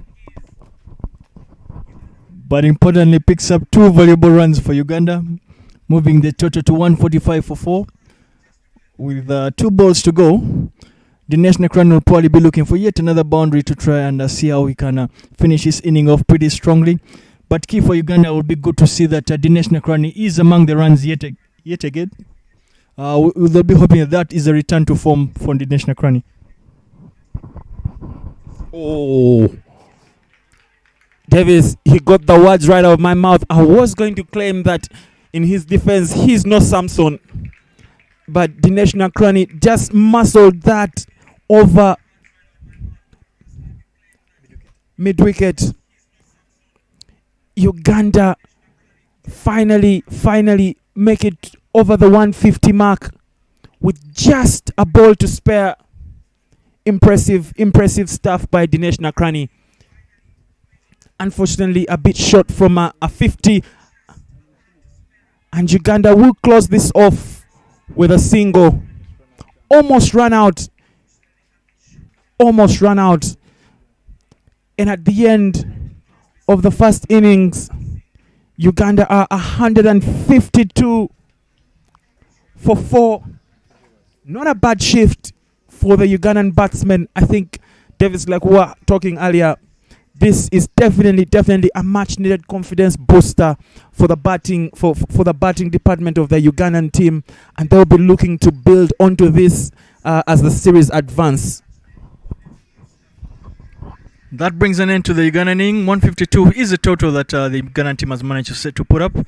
Certainly many positives to take from yesterday's game. They will be looking to close this game out as quickly as possible and look to go back to the drawing board to ensure that they are ready to face a very hot and blazing Kenyan outfit tomorrow morning. And maybe something worth to note in the Uganda's bowling department, there has been an introduction of the legendary veteran left arm fast Charles Waiswa, who has been brought into the team to replace Bilal Hassan. So there is a bit of positives to look out for in the next innings as Team Uganda try to defend their score.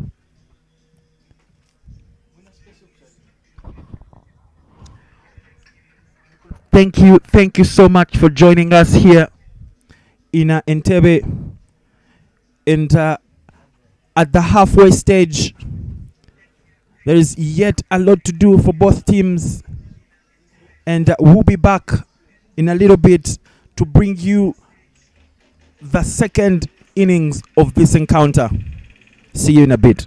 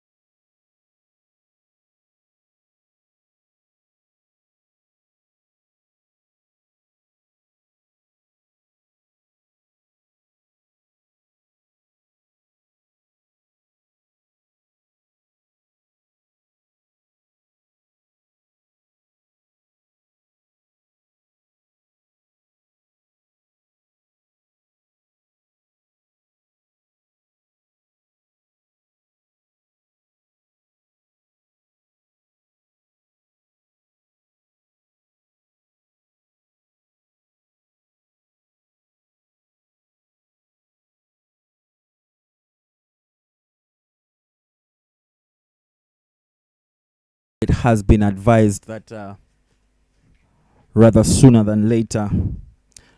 Not a big fan of Better Late Than Never Davis myself. So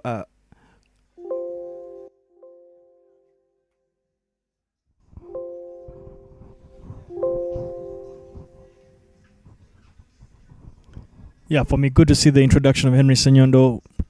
As I said, he gets an opportunity to come and bowl against this lineup, this Nigerian lineup, that has shown that they are a bit suspect against spin bowling. And for me, I feel at this point, within Nigeria at 19 for 1 in 4 overs, I'm one of those that feels, just having a look at them this morning and basically their history, they could, if we had started off with the spin bowling options, they could have already been worse at this point. But let's take the fact that when the spinners are coming in now, and we hope that the spinners will do as well as we expect them to do against this Nigerian lineup that has shown a lot of challenges against spin bowling.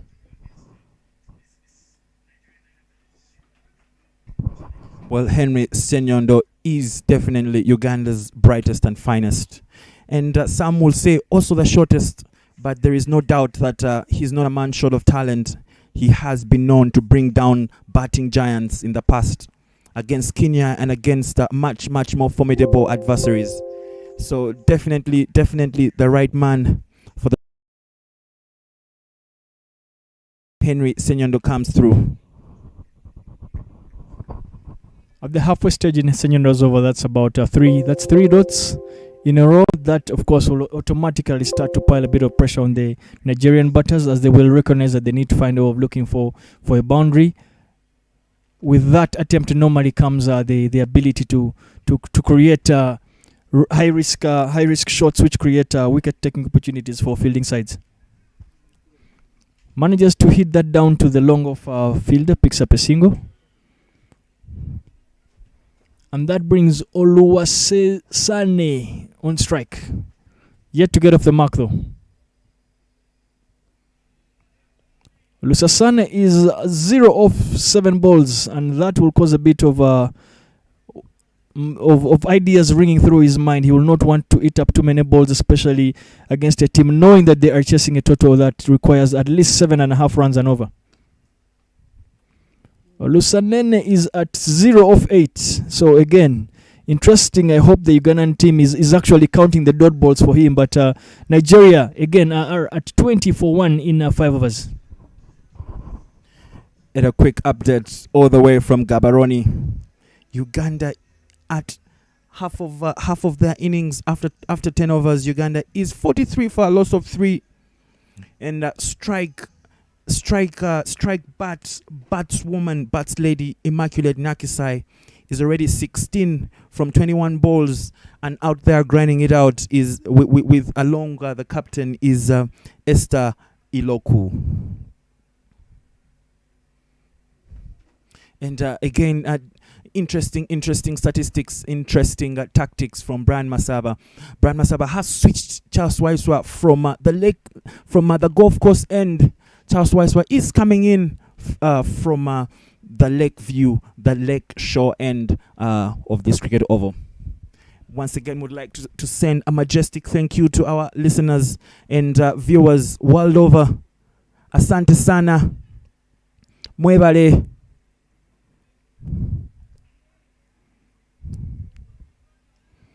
And the first ball of Charles Waiswa just nicked off to a point for naught. Well, Davis, I must say, Uganda has packed the offside quite nicely, especially the point area.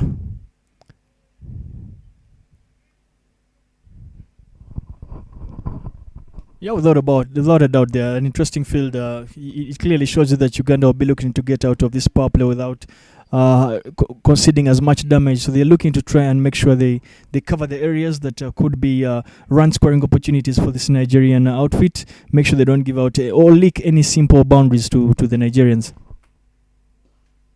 Beautiful shot there, and calls. Oh, what could have been a run out. Great fielding, good backup and cricket awareness shown by Deus Mohomuza. But yeah, all good cricket all round. Beautiful ball, beautiful drive down to mid-off. A fantastic pickup by Dinesh Nakrani. Took a shy at the stump and a beautiful backup fielding from Deus Momza. Beautiful cricket all round. This is definitely the fielding setup that the world is accustomed to see and expect from Team Uganda. No pressure to the team, but I mean, they did set the bar quite high. And they dare take a interesting fielding from Brian Masaba. That is cued all the way. Here, there goes Arnold Otwani and saving it from the boundary. He does. Or does he?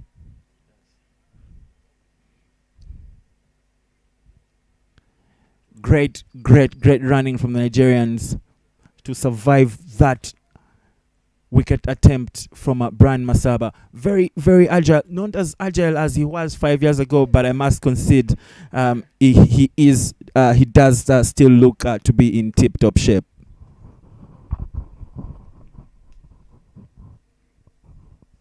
That was a risky thing, of course, but the Nigerians will be lucky that they've come out unscatched, and they pick up 2 valuable runs there, taking the total 22 for 1.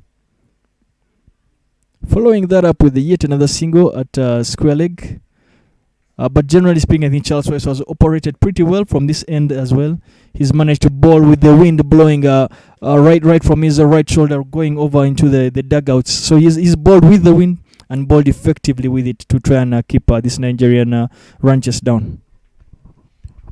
Well, Davis, at this point in the Ugandan batting innings, Uganda was about 50 runs in.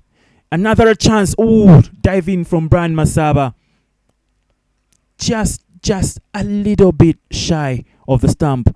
Or did he actually get the stump, but just a little bit late? The Nigerian batsman safe. Well, Davis, very good signs for the Ugandan fielding team. So many attempts yet. While the Ugandans are yet to actually make good on those attempts, it is good signs. Well, following the end of Charles West's over, that brings an end to the batting power play for Nigeria with the score reading 24 for 1. Henry Senyendo continues to bowl from the golf course end and will be hoping to continue doing and inflicting the damage that he's traditionally been known to do to associate teams. And Henry Senyendo did pick up a pet name from around the cricketing circles, Mr. Wong, principally for his rather Chinese-looking eyes, but generally for his short demeanor and very calm and cool character. Well, there have been a couple of versions about how he got that name, Master Wong, but the last one I remember I can categorically state, having evidenced beautiful shot right there, showing a lot of cricket awareness to manage to lap that down to the fine leg, to the vacant fine leg region, picking up 2 runs. Yeah, back to the story of how Master Wong got the name is once on one of those tours, I think to Malaysia, we walk into a restaurant, a fast food restaurant, I think if I'm not mistaken, KFC, and we order for a meal and sit down to get to have our meal. And by the time we started having the meal, then we got to realize that the meal had pepper. It was hot. But Master Wong, to him, he seemed to be eating nice and easily. Like there was absolutely nothing hot and chilly about the food. So from that end, much as many of us were sweating to get anything down our throats, Master Wong was absolutely comfortable. He was cruising in terms of smashing the dinner, and that's when guys literally came up with the name of Master Wong, just to show just the fact that he had lived poorly in Asia and picked up the art of eating hot Chinese chili food. Well, great history there, Davis. It's definitely a pleasure to have you beside me in the commentary box. Absolutely thrilling stories coming in. But as Master Wong continues to keep this Nigerian ranches at bay, we will be very grateful to our sponsors who've made this tournament altogether possible, who've made the return of cricket not just onto the Ugandan scene but at the global stage very possible. We are very grateful.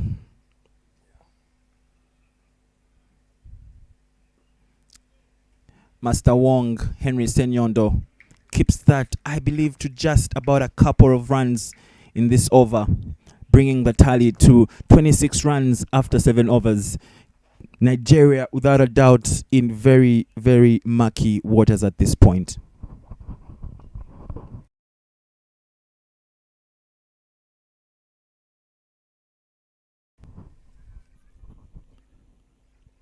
Bowling change from the Lake Victoria end. Charles West taking a break, and that by implication means Brian Masawa gets to get an opportunity to bowl his first delivery in this Pearl of Africa T20 series. We must remember that he didn't bowl yesterday. Strange tactics about the fact that he didn't bowl against the Kenyan lineup that was going after the bowling. But yeah, he does get an opportunity to come and showcase his leg spin abilities in this Pearl of Africa T20 series. And Davis, to complement that position, it has been the ongoing wisdom that perhaps an altogether combined spin attack should further dent this Nigerian ranches.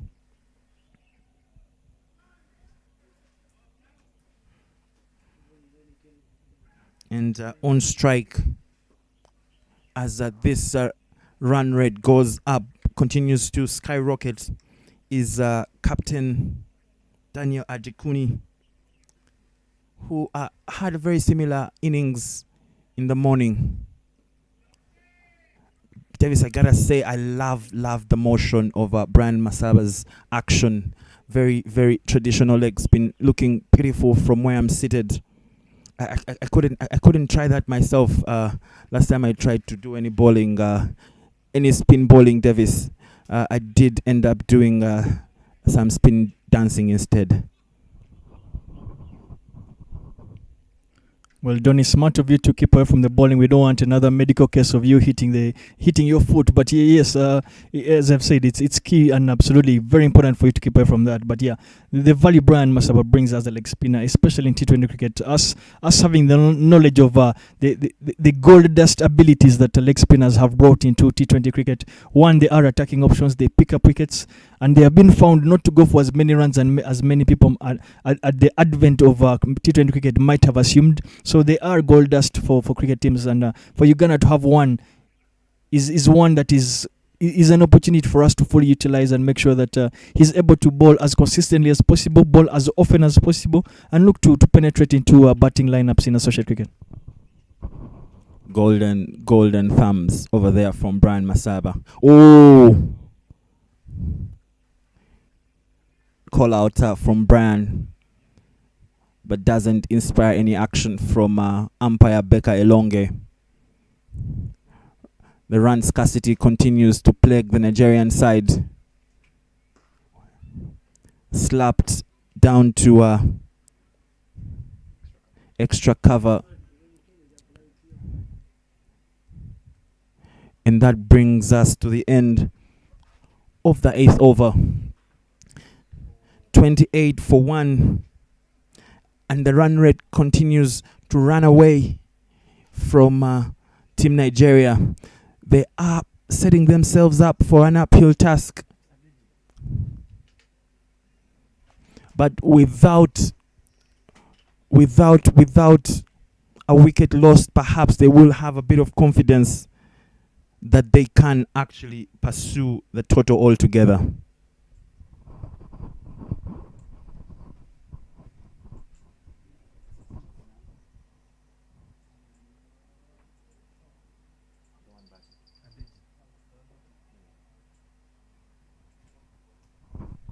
Henry Senyondo continues to operate from the golf course end and manages to keep things very, very quiet, which is beautiful to see.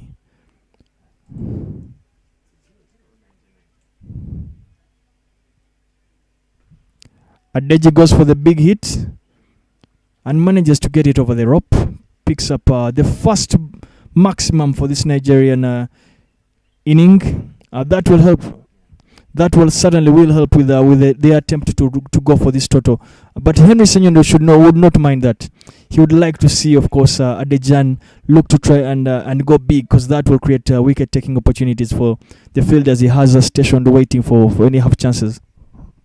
And I'm sure the Nigerian team will not mind the run scoring opportunities. And it will be a contest of skill.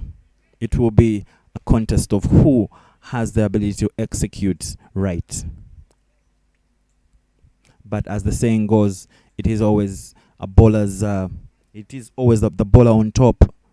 6 out of 6 chances, the bowler will come out on top.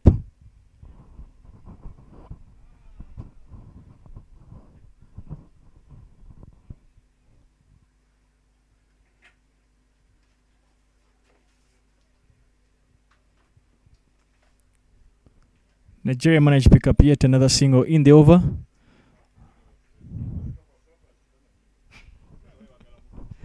Benjamin Musoka is around the ground and he is not very satisfied. He feels that is a single that he would, in his heydays, those are singles that never existed anywhere around him. So he's a little bit disappointed with the fielding. But generally speaking, Henry Senyondo concedes yet another single.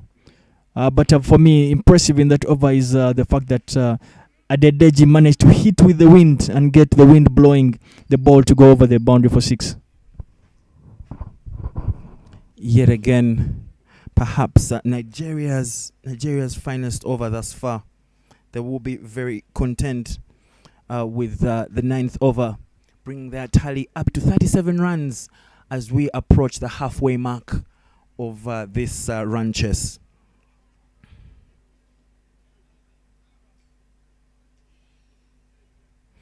News filtering in from Gaborone. Uganda are 54 for 4 after losing Esther Iloku for just a paltry 9 runs. But Uganda will be delighted that Captain Immaculate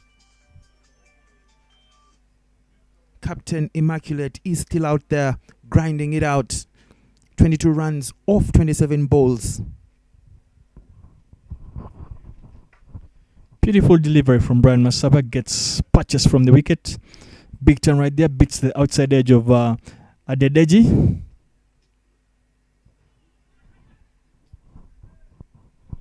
Follows that up with yet another dot ball.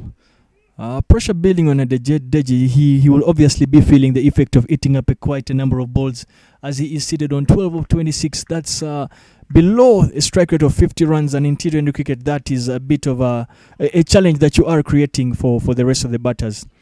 And that again is another dot ball. So Brian doing a more than handy job, not just for himself and the team, but for Uganda as a nation. And he continues to do damage by drying out the runs for Nigeria. Well, we did definitely call it out earlier on that the Nigerians would struggle with the spin. In struggle they have Sesan Adeje looking like the only person who is interested in this run chase and looking like the only person who is qualified to contribute to this run chase.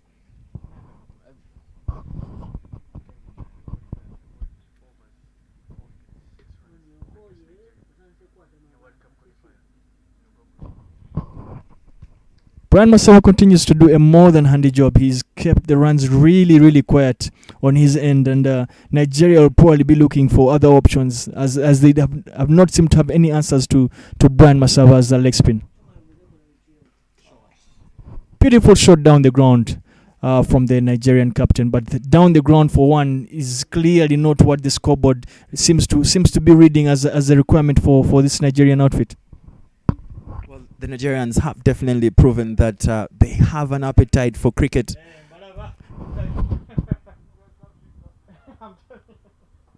They do have an appetite for cricket, but what they do have an appetite as well is building up their inning. Although sometimes to their own detriment, but they will be happy to keep this wicket fall at the minimum. Coming into the attack, Henry Senyondo will be taking a rest, and coming into the attack will be Frank Akankwasa. Well, Davis, you have watched this young lad come of age in this Ugandan outfit. How do you reckon he's going to be up to on this innings? Well, of course, the history and the rise of Frank Akankwasa is no secret to many, at least of the many Ugandans out here. But just to the world, to let the world know that Frank Akankwasa has been through the pathways of Uganda cricket. He's come through the ranks from underage cricket, under 15, under 17, under 19. He is a former under 19 captain, but right now, currently, he is the Uganda A captain, and he's one that has shown a lot of promise. He is more of a batsman. He does bat in the middle of the innings. Occasionally, has been asked to bat at the top of the order, but he bowls more than handy off spin. He is way better than a part-time off spinner. So this presents yet another opportunity for him to showcase his abilities, and he does exactly that by knocking off the Nigerian captain with the his first ball. And that brings Uganda's wicket shortage to one end. The captain has been deflated. Nigeria are 39 for 2 after 10.1. And walking in has the gait and build of Peter Aho, who did prove to be very, very lethal against Team Kenya this morning, and will be looking to continue that stint right here in Entebbe. If you're just joining us, welcome to the T20, the Pearl of Africa T20 series, where the third game of this illustrious tournament has just commenced. The second innings have just commenced. It's Uganda against the Kings from the West, Nigeria. And earlier on, Uganda managed 152 runs from 20 overs for four wickets. Oh, Masaba's acrobatics are yet to pay off, but his team will be happy with them keeping that Nigerian side from getting another single.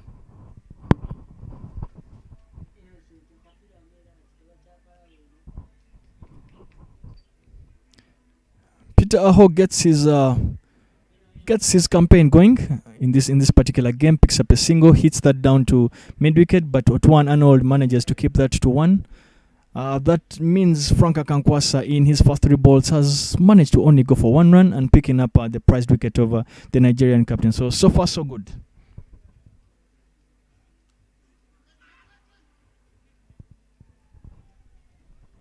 The intentions of Adedeji looking a bit clear. He's looking to either pick up a single, keep the strike rotation going, or pick up the odd boundary as and when the need has arisen. And of course, for now, the need has already arisen as the run rate continues to skyrocket and go even beyond 12. Masaba patrolling that mid-wicket area with a lot of finesse and agility to deny Adeje some breath. Great fielding from the Uganda team. Adeje strikes that down to long on.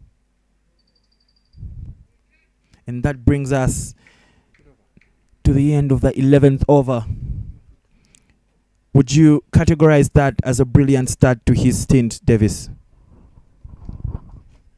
Well, the start to Frank Akankwasa's international career, just so you know, he scored a 50 on debut. He scored a 50 against Qatar, in Qatar on debut. I think probably the quickest 50 for Uganda, and not just on debut, but in T20 cricket. I think he scored a 50 of 29 balls in Qatar.